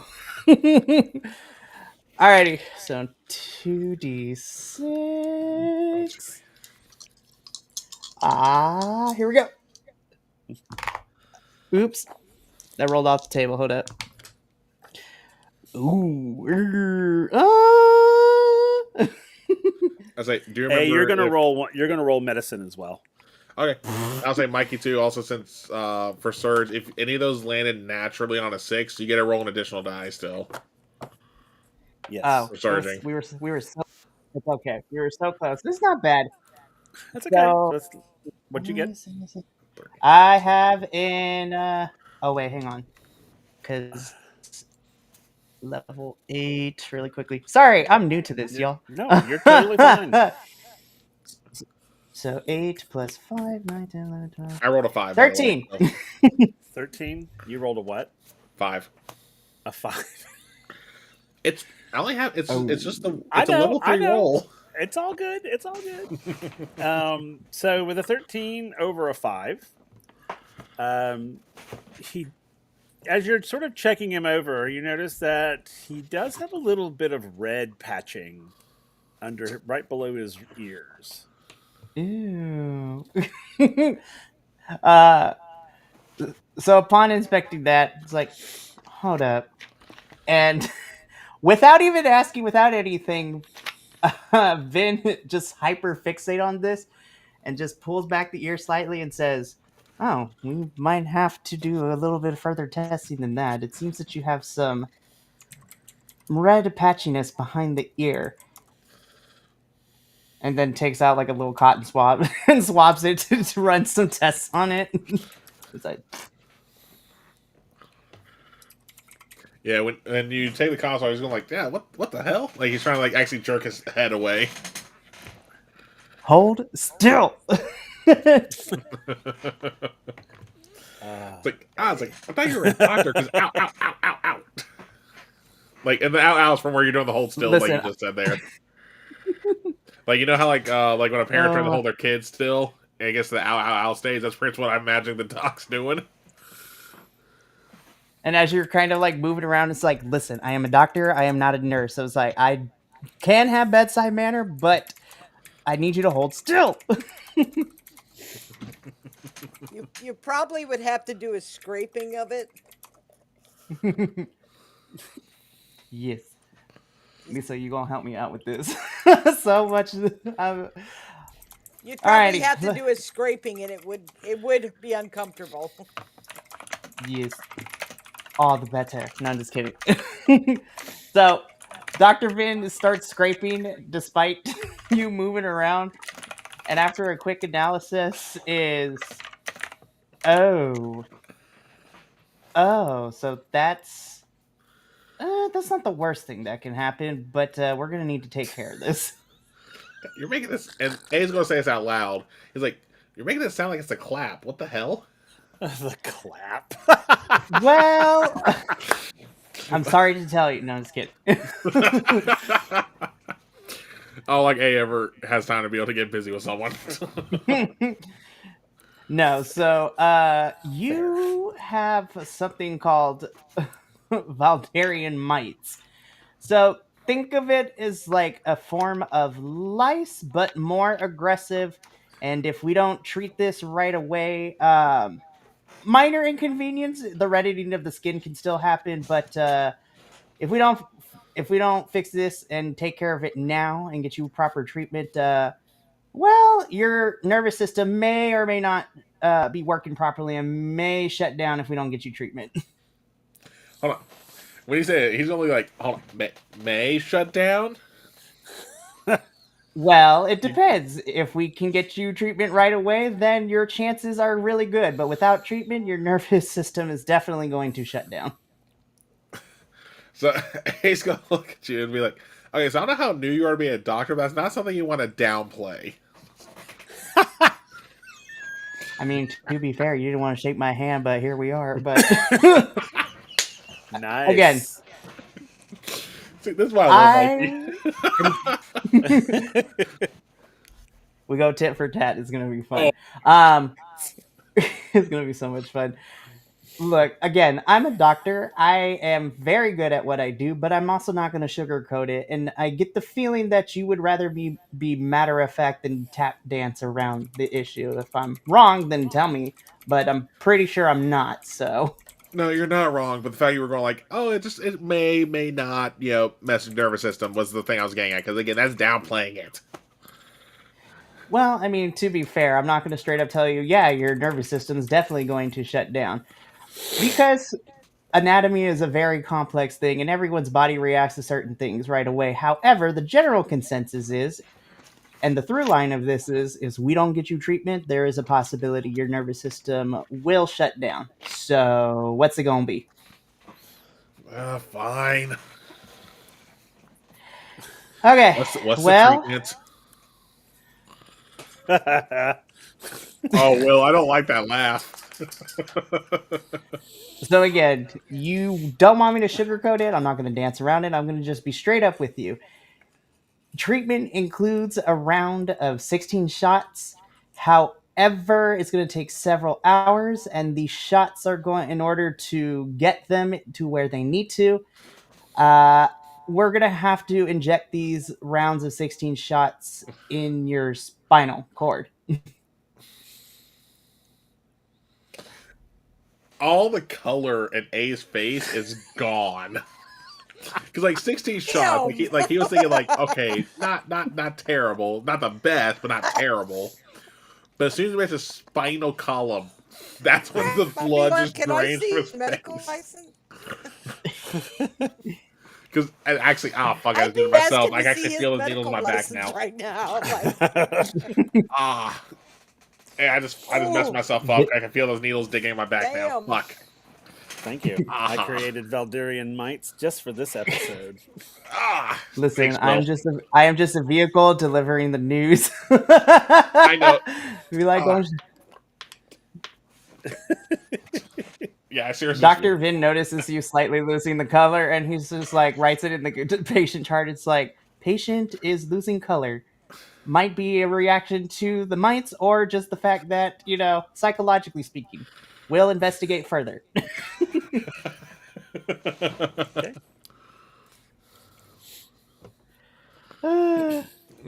So at this point, Dr. Vin would call people to come and get you, to collect you and take you to get you prepped. Because this is something that has to happen pretty quickly. Yeah, say for the love of God, at least tell me there's gonna be sedation. No, you cannot be sedated. No. It'll be Just like topical. You'll have topical, but you cannot be sedated. No, still. like real life spinal taps, you are alive. Trust me, I know, unfortunately. So similar to spinal taps, you cannot be sedated. Yeah. You are awake for this. Oh. Yeah, I was kind of hoping that at least for fantasy it could be. No. Are you kidding me? No. No, because I'm actually feeling the needles in my spine now. It's really messing with me. Fuck. That's okay. Good thing is that all happens off screen. That's fair. Go to your happy place. Go to your happy place. Blow something up. I don't know. Blowing up something. Be like, here's a popsicle stick. Just hang on to it just in case. Yeah, bite on this large branch. So, all right. So they'll come and they'll get you and they'll take you to be prepped and all that. So at that point, Dr. Vin, you will go to the next room, which will be Gath's room. So you'll knock on the door. Mm-hmm. It'd be like knock, knock, knock. Doctor here. May I come in? Be my guest. Alrighty. So Vin enters. Same thing as the previous patient. Extends his hand. Dr. Vincenzo Ardent at your service. And he kind of sticks out his hand. Gath will actually take her hand and shake it. Alrighty then. In his head, Dr. Vin's like, ooh, this one has more manners than the previous patient. All right, here we go. And after the handshake, Vince just says, I am here to clear you and to make sure there is nothing inherently wrong and to get you back to your business, so to speak. So this shouldn't take more than about 10-15 minutes or so. So please bear with me. And same thing, If I opening may up the ask, medical Doc, bag, am I getting the all the first of stuff. my crew? I don't know about crew. You are the second patient that I've had today. But yeah, you are my second patient for today.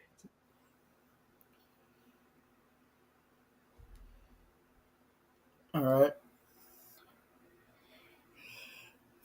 I don't know what's going on here, but I feel like I'm under arrest for some reason. Well, Vin kind of Or is stops house himself from arrest in asking this You questions. feel that outfit? way? Uh, Vin was about to say something and then stops himself. He's like, you know what? Never mind. Anyways, do your job, do your job. In his head, he's like, do your job. He's like, all right, let's get started. And about after 15 minutes or so, finishing up his notes on his clipboard. Alrighty, well, you are cleared, well, medically speaking, anyway. So whenever you get on out of here, you are able to report back to duty.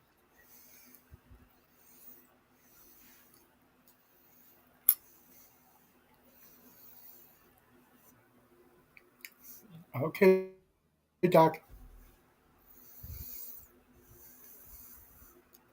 Alrighty. Well, I'm Am pretty I sure I to have other undergo psych patients that I need to evaluation see. next? Well, that is going to. So I am a physician. I am not a psychologist or a psychiatrist. That would have to come out of recommendation. I am not trained to give a psyche valve. However, if you may or may, I might go check in with the psychiatrist here and see what they think. Um, but no, I'm. If you needed a psyche valve, that wouldn't be my specialty. I can refer you to a couple people, but that's about it.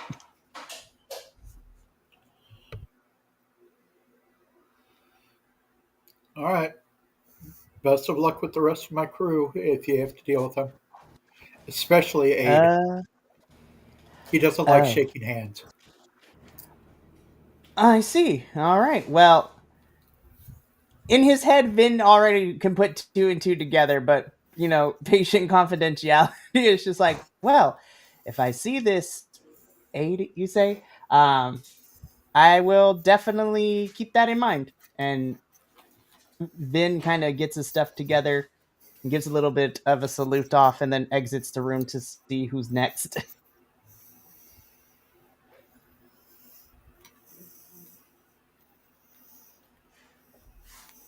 So, Antarak, are you done? You're muted.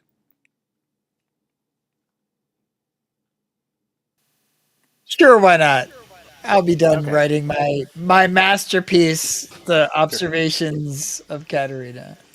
your treatise. Your treatise. My my my, my Multi declaration of volumes. Katerina. Okay.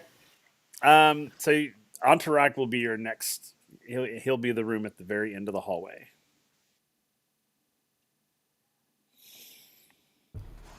Alrighty. So walking through the hallway, Vin just checks his notes and says, "It says here that I have this patient and one more and possibly a fifth one. I don't know anymore. Alright, let's get this over with." And kind of just smacks his face a little bit to put on a face and knocks on the door. Sure. Uh, Doctor, may I come in? I'm not a doctor, but yeah, you can come in. And in his head, Vin's just like, "Oh, this one's gonna be fun," and walks into the room. Same There's thing, a Doctor. subway like assembly machine over in the corner.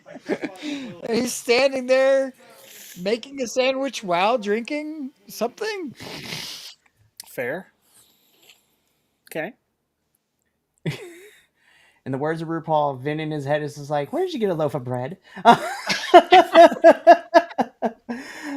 But trying to remain the consummate professional, uh, hand out Dr. Vincenzo Ardent at your service, and sticks out his hand. I'll hand you the sandwich.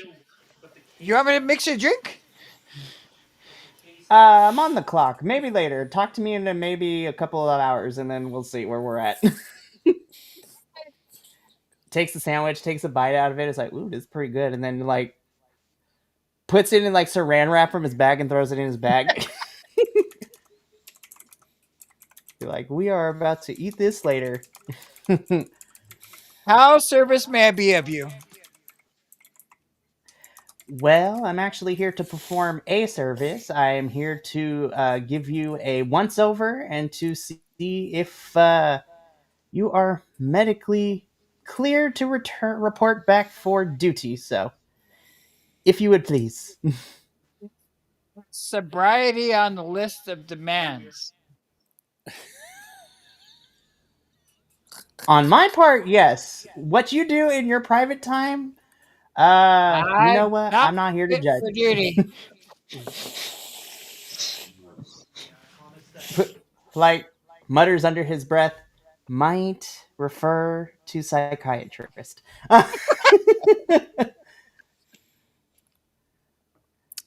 Alrighty. Well, I will leave you be, but after I am done, so let's make this quick. And again, about after 15 minutes. Well, by all intents and purposes, you are cleared, so you are ready to report back to duty when you're done here. I appreciate you making the sandwich and giving me a sandwich. I haven't had lunch yet, so I'm going to make sure I thoroughly enjoy it. But you have a good day, and we'll see if I see you later. And then off Vin goes out the room, closes the door. Okay, cool. All right, so let's go to Katerina. So Oh boy. Katerina is sitting in her room, her holding room, waiting for the legal person to come in to read her rights. Um, as it appears that she may be under arrest officially for who knows what, but the interview obviously did not go the way I think she had hoped it would go. So you're waiting. Then you hear voices outside the door. It is definitely your interviewer talking to someone. Um, Okay. you can't you I will can't make out what stand. they're saying, but you can hear him. His voice is starting to raise. So whoever Oh, he's talking great. to is agitating him, and uh, and then you hear another voice starts to like get very loud at this person, and you hear them saying, "You don't know what you're talking about. What are you doing here? What is this all about? This seems like a sham to me. You're just trying to find a scapegoat. You're just trying to find someone to blame for something that no one was at fault for. So I don't understand what this is all about. I think you need to turn your ass around, go back in this room, apologize to that person in the room, and let her go." And you hear him going, "Oh, that's not the job. That's my job is to find the person who's responsible for these leaks, and we think it's her." And he's like, "Ah, she's not responsible for any leaks. Are you insane?" Trust me, I know her. I've gotten to know her. I know what she's capable of. I know what she's not capable of, and she's absolutely not capable of espionage or whatever the hell you're trying to charge her with. So go in there, apologize, and let her go. Otherwise, I'm going to go above your head, and you don't want that to happen. And then it gets dead quiet for what feels like forever. You could hear a pin drop. You don't hear a single sound coming from outside of the room. Nothing. Almost like a vacuum. In about what feels like forever, but is only like about a Still, s- minute. still sweating, still hot Yeah. in here. Oh yeah, for sure. So like what feels like forever, but really is about a minute or two. You see the doorknob start to turn, and the door swings slightly open, and in comes your interviewer again with a scowl on his face. and he sort of stands on the opposite side of the table. And he says, I must apologize for my actions. I was only doing my duty, and I took that too far, and that is my error. You are obviously an exemplary officer with who takes her duty very seriously, and I'm I apologize for my actions. You once you have your medical clearance, you are free to go. And he turns and slowly walks out of the room. Like he literally just got his Can I ass ask a handed to him. question? He stops in the doorway. Can I ask you a question? He turns and he looks at you. Who were you talking to out there? Who were you talking to out there? I do not. That is not of your concern at this point. No, I'm not at liberty to say. Let me put it that way. And he Okay. says, "I hope you have a wonderful evening." And he turns and walks out of the room, closes the door. So, Dr. Vin, your next person is Katerina. So I'm trying to imagine how the makeup of this goes, and you can tell me no, but as Vin was walking down the hallway, did he hear any of this argument before he like turned the corner to get where he needed to? Oh yeah, for sure. Oh yeah. In the hallway, you would have heard it for sure. There's I see. there's no way around that. You would have it would have echoed down that hallway.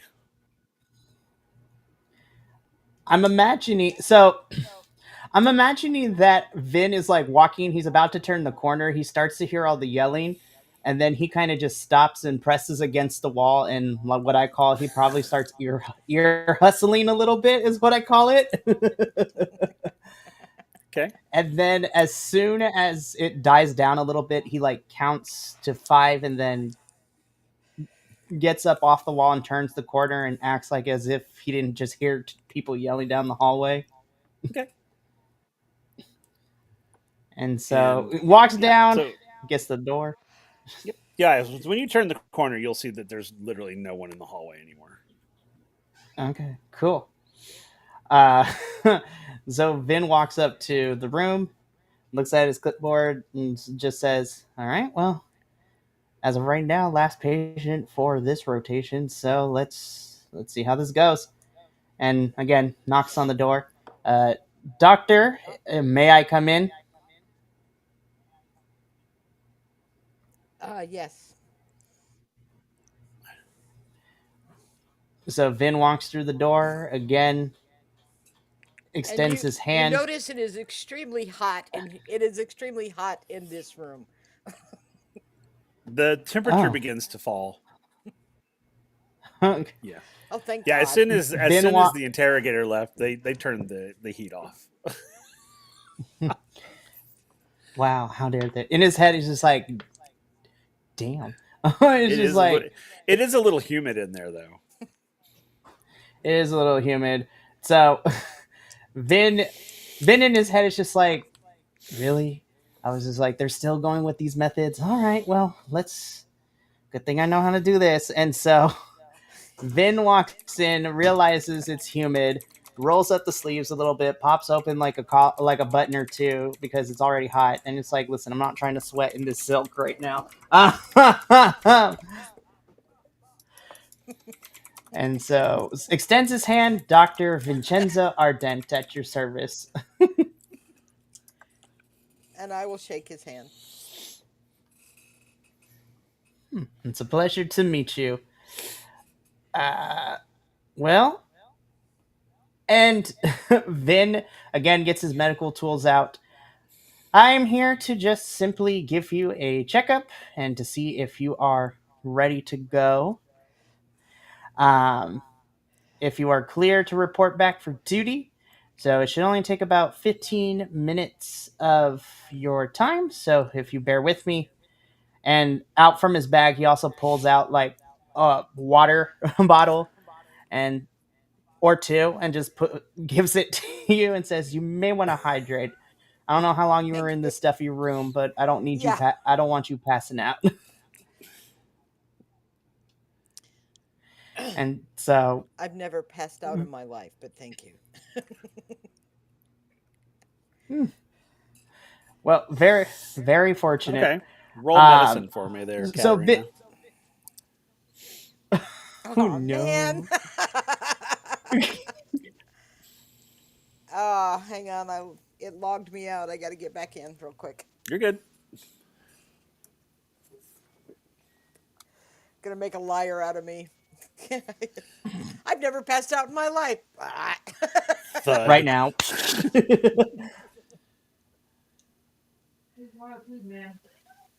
Oh, oh, there I am. Okay, play.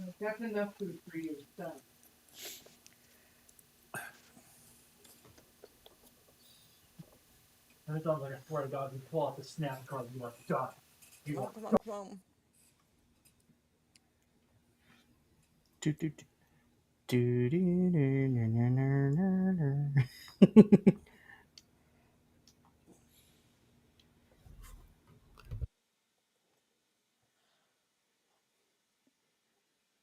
Come on. Where's all my stuff? There we go. Okay, almost there.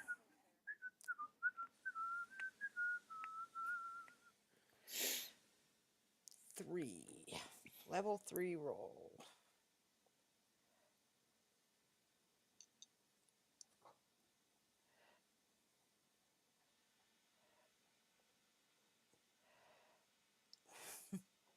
That's a 4. Oh yeah, you pass out. Like right now or just in general? Yeah, like I've never she like passed out in my life. and you as you say, I've never passed out in my life. That you get that your vision starts to go in, and things go black for a brief moment. Um, I I feel that Vin starts to notice her go wobbly, and then just like literally immediately just jumps in to like make sure she doesn't fall and hit her head on the floor as she falls. yes, So runs and grabs her. It's like, whoa, whoa, okay. We'll just gently, alrighty. Sits you up, gives you like a damp cloth, and just allows you and to you kind of yeah, just like, in your eyes, you open your eyes, you come to, and realize what's happened. well, I mean, Okay, the good news is you can now say you have that's a officially passed first. out. Hey, there's a first time for everything. That's That not. is okay. That's that was not fun. No, It's not I like supposed it. to, but I don't blame you. I blame whoever made this room very stuffy. Just they really, really need to stop doing that. Anywho, all right. Well, and Okay. kind of gets you situated and sit back in the chair.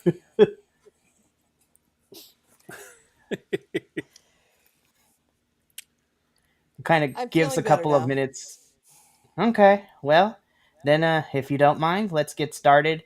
And just to make sure, I should have said this for everyone, but as Vin is doing, the tests and everything, he is always monitoring and asking for permission and letting them narrating basically what he's doing and all that good stuff. So just putting it out there.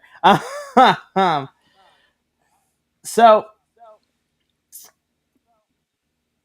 as soon as Vin is done, he finishes writing on his clipboard, uh, turns to you and says, I. How do I put this? Medically, you're okay. You are clear to return to duty. However, when I was giving a once over on your wings, they seem to be in a state of, how do we say, disrepair. So, I if with your permission, I would like to possibly schedule a follow up to see the extent of the damage and what we can do to treat it, if you're all right with that. Absolutely. They were burned. Of course, there were a couple of bullet wounds too, but the burning was the worst of it. Of course, in the salt water, you know, yeah, that's a good idea. The bullet holes. The yeah, it's like I see. Well, I am not one to believe too much in luck, but it seems that you were very lucky. But again, I would like to schedule a follow up with you to see what we can do about that. okay. I would appreciate that. Being able to fly is one of my only joys. Well, then I will do my best. I will talk to the people so I can possibly see you for a follow up. So Vin kind of starts packing up his things, gives you a little bit of a salutation. I'm going to take care of that right now, so bear with me. I will be back hopefully no more than 20, 30 minutes or so, but I promise I'll be back before you go. And then just he just, closes. I'm stuck in the room again. You know? I will I say was so Vin leaves close. the water bottle and the damp cloth and an ice pack just in case. Yeah. Awesome. Okay. So, Thank you. um,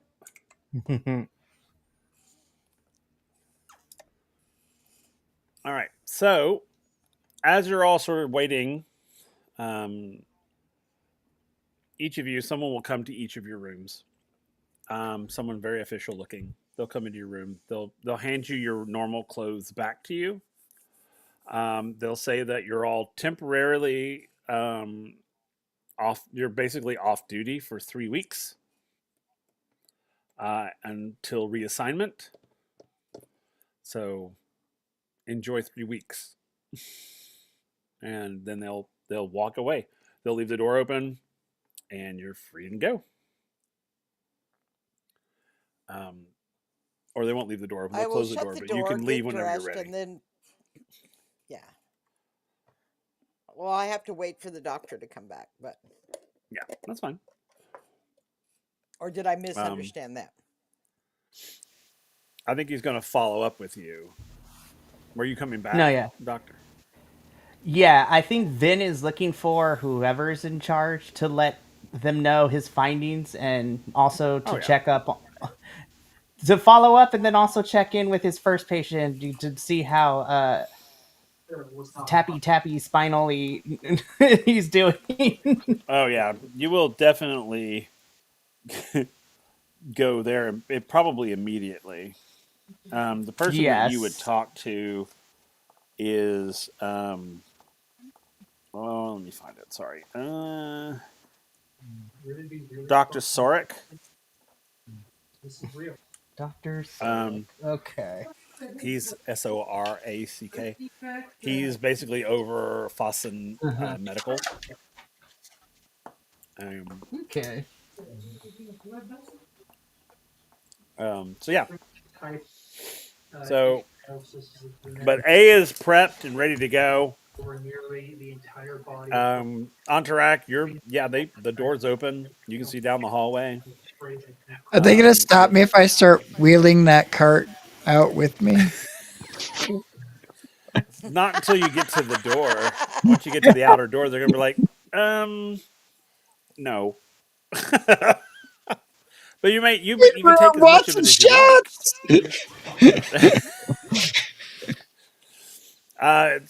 Someone does come up to you on Tarak and says, we've gotten you accommodations, Good. so they're going to take you to basically your little house. I have a house. Oh, that's sweet, you Yeah, guys. Sounds awesome. yeah. So you will see. I mean, you'll see Gath, and you'll probably see Katerina standing in her room, waiting for the doctor to come back. I think. So you're welcome to interact with them as you're walking down the hall pushing this cart. Antrok's pretty plowed, but he definitely has like cocktails prepared for everybody. So Love it. Love it. um, anyone who tastes these is going to go, whoa! That's But funny. All I can think of is like, you want anything off the trolley, dear?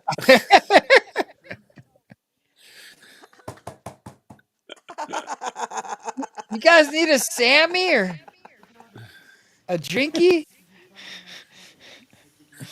Tricky or Sammy. It sounds like you had a much more fun time than I had. I wrote a book about you. I almost got arrested. I might be arrested. I might be arrested. It's pretty So, obvious, Katerina, that he is 100 sheets in. Okay. oh goodness. You need some So help and getting home? No, they bought me a house, they said. yep. You'll see Gath there as well. You get a house? Ushkata gets a house. Kishkatog gets a house. Hey, Gath, I you want a little something, something to munch on or swallow? love it. Swallow. Wow, he No, is thank you. gone. He is gone. Would you like something to put in your mouth? uh, where's Uh, Kay?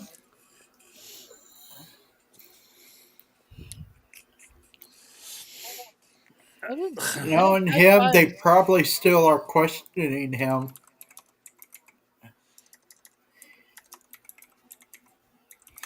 You know how he has a tendency to Goes without. not cooperate.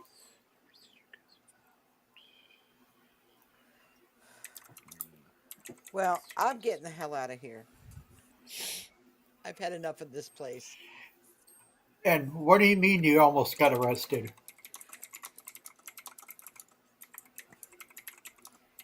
I mean, they were going to throw me in jail. They thought I was a spy. They thought I sabotaged the mission. And then somebody very loudly intervened and told them to come in here and let me go. But I don't know who that was. I thought I heard some yelling. But I'm not sticking around to find out. well, I just want to say I love you guys.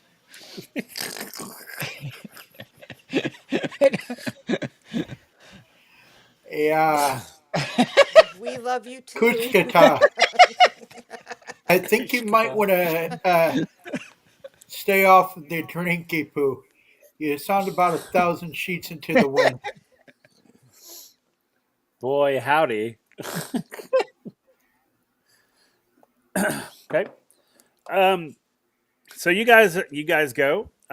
Your procedure goes without any issues. They take you back to your quarters or to your little home with meds, and they tell you to get lots of rest. And the doctor will check in on you pretty regularly.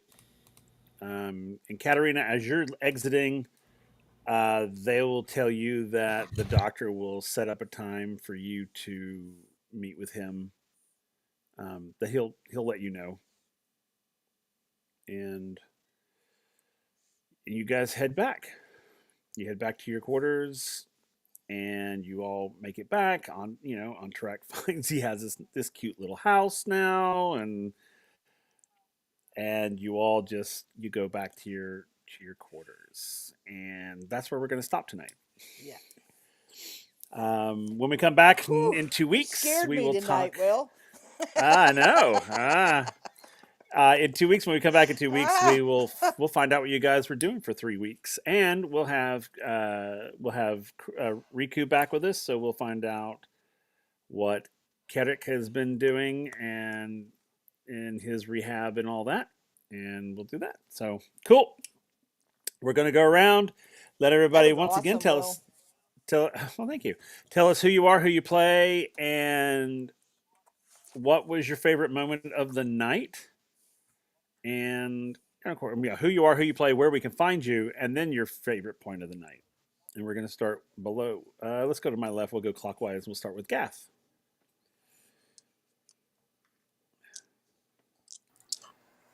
Hi, everybody. I am Old Worm Slayer, and I was playing Gath Alfredi tonight. You can find me here next Thursday for Reign of Vecna with uh, Celtic Wyvern King and Papriku for that, and then back here in 2 weeks for the next stage of this story arc.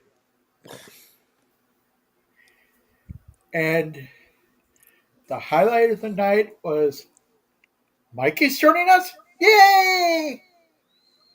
Cool. Awesome. Let's go over to Antarak.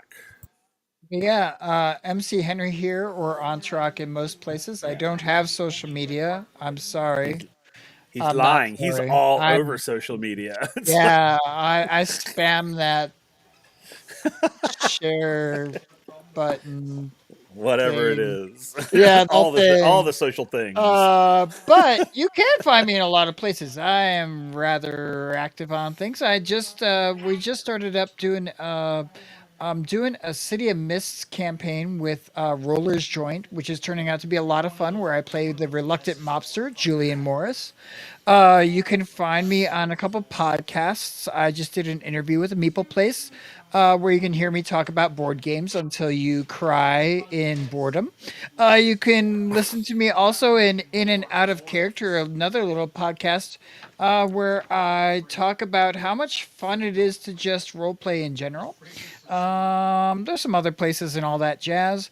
But in general, I will be here in 2 weeks as Ontrak, the deranged, possibly sociopathic wizard, who may or may not need mental counseling and some AA meetings. And then on the 11th, we will resume Monster of the Week with Ill Advised Adventures in Illivania, which I am super excited about how that is going, and I hope everyone else is too. Aside from that, be cool to everybody.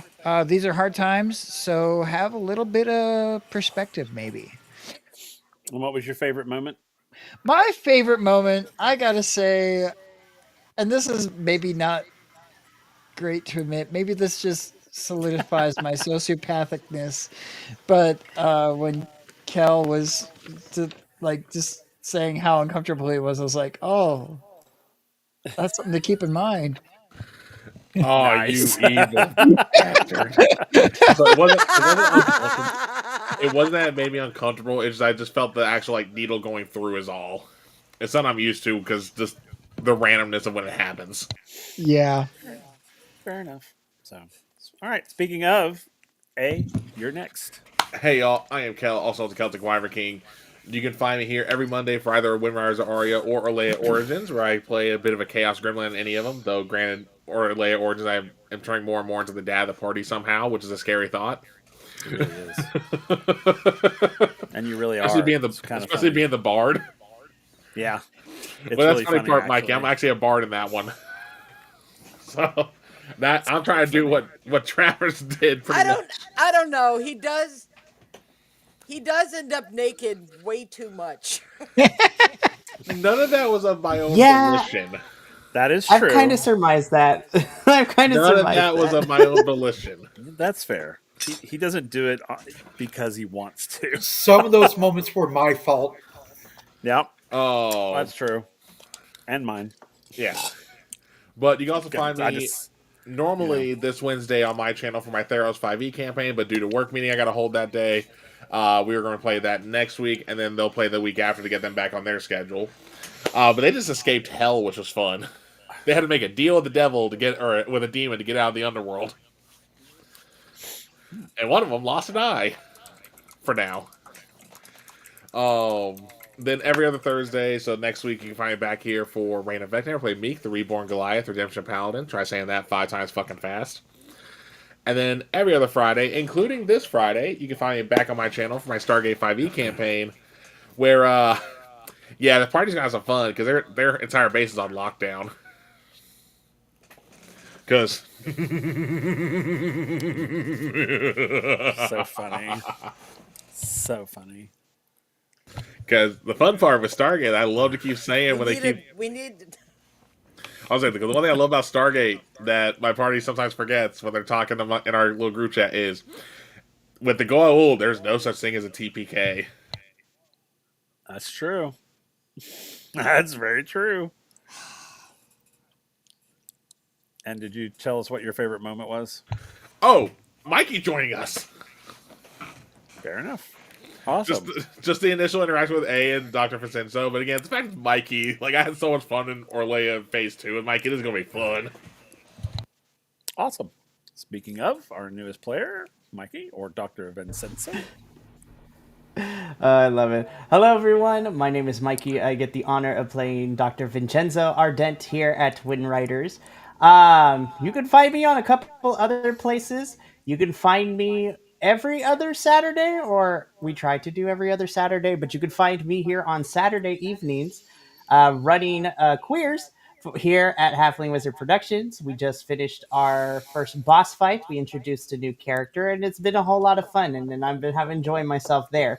You can also find me pretty much almost every single day of the week, with the exceptions of Thursdays, over at VC WrestlePod, where if you are a fan of wrestling or just want to see, hey, what do some nerds look like reviewing wrestling? Well, we're over there reviewing wrestling as well, so that's a lot of fun. My favorite part. I mean, I got to debut Vin, so that was a lot of fun. And I think my favorite part has to be combined with that, plus having this character made like almost a month ago and just sitting on it waiting until the time came to debut him. So I'm I'm really excited to be here. I'm excited to be a part of the game. It's been a while since I've been a player, so I'm happy to be here. So this is gonna be fun. I'm excited. Cool. All right. And Katerina. I'm Lisa. I play Katarina.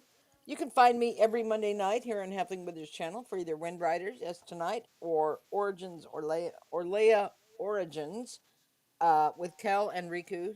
Our newest player, Riku, just joined us, who's not here tonight, but hopefully we'll be there next Monday. And then Mhm. every other Friday, you can find me on Celtic Wyvern King's channel for his Stargate 5e campaign, which is always so much fun. We're all locked in the cafeteria under quarantine, apparently. And being the doctor in that campaign, I'm losing my mind because I don't need to be here. I need to be there. Favorite moment, two, first, Mikey. Love Mikey. So happy. Two, every single thing that Entourage did tonight, without question. Every single thing. Yeah, it was pretty funny. And that You were earring was a pretty on point. penguin, for whatever it's worth. Oh, yay. That we forgot to Oh, ask. I Dang did it. wonder what it was. Oh, that's great. Love it. All right, and of course, I am Willard, the Halfling Wizard, the Chaos Facilitator for this awesome group of folks. We should have a full house next time we're here.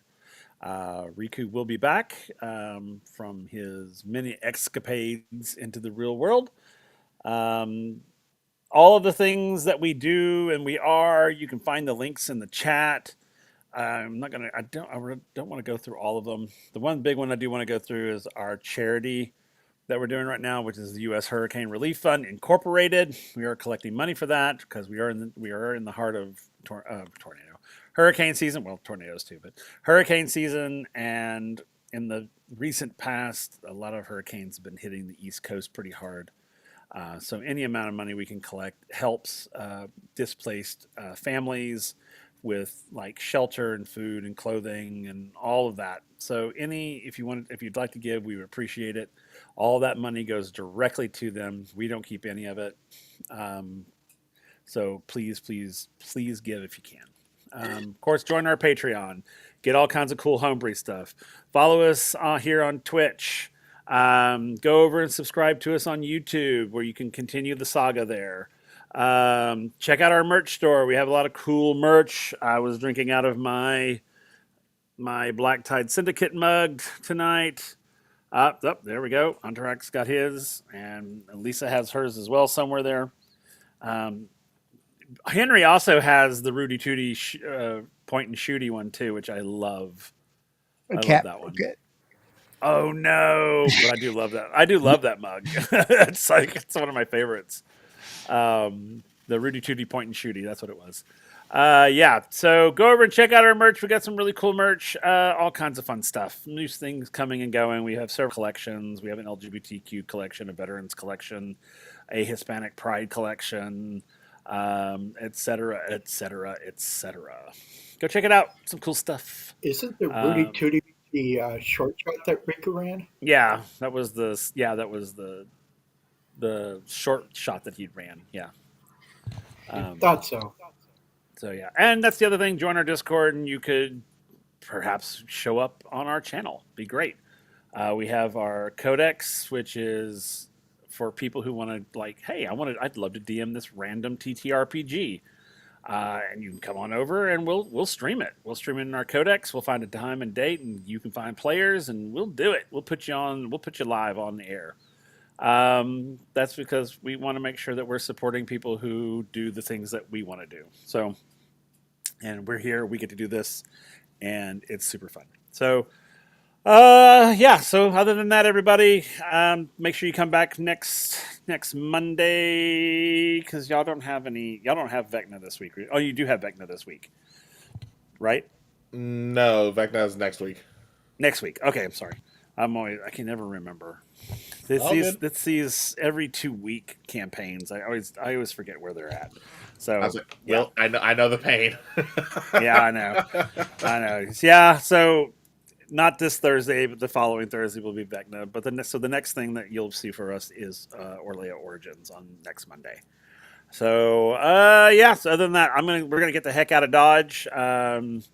We love all you guys out there. Thank you for being here. Thank you for watching us. Thank you for supporting us. And we hope you come back in the next week and see what happens next. So until then, peace out, everybody.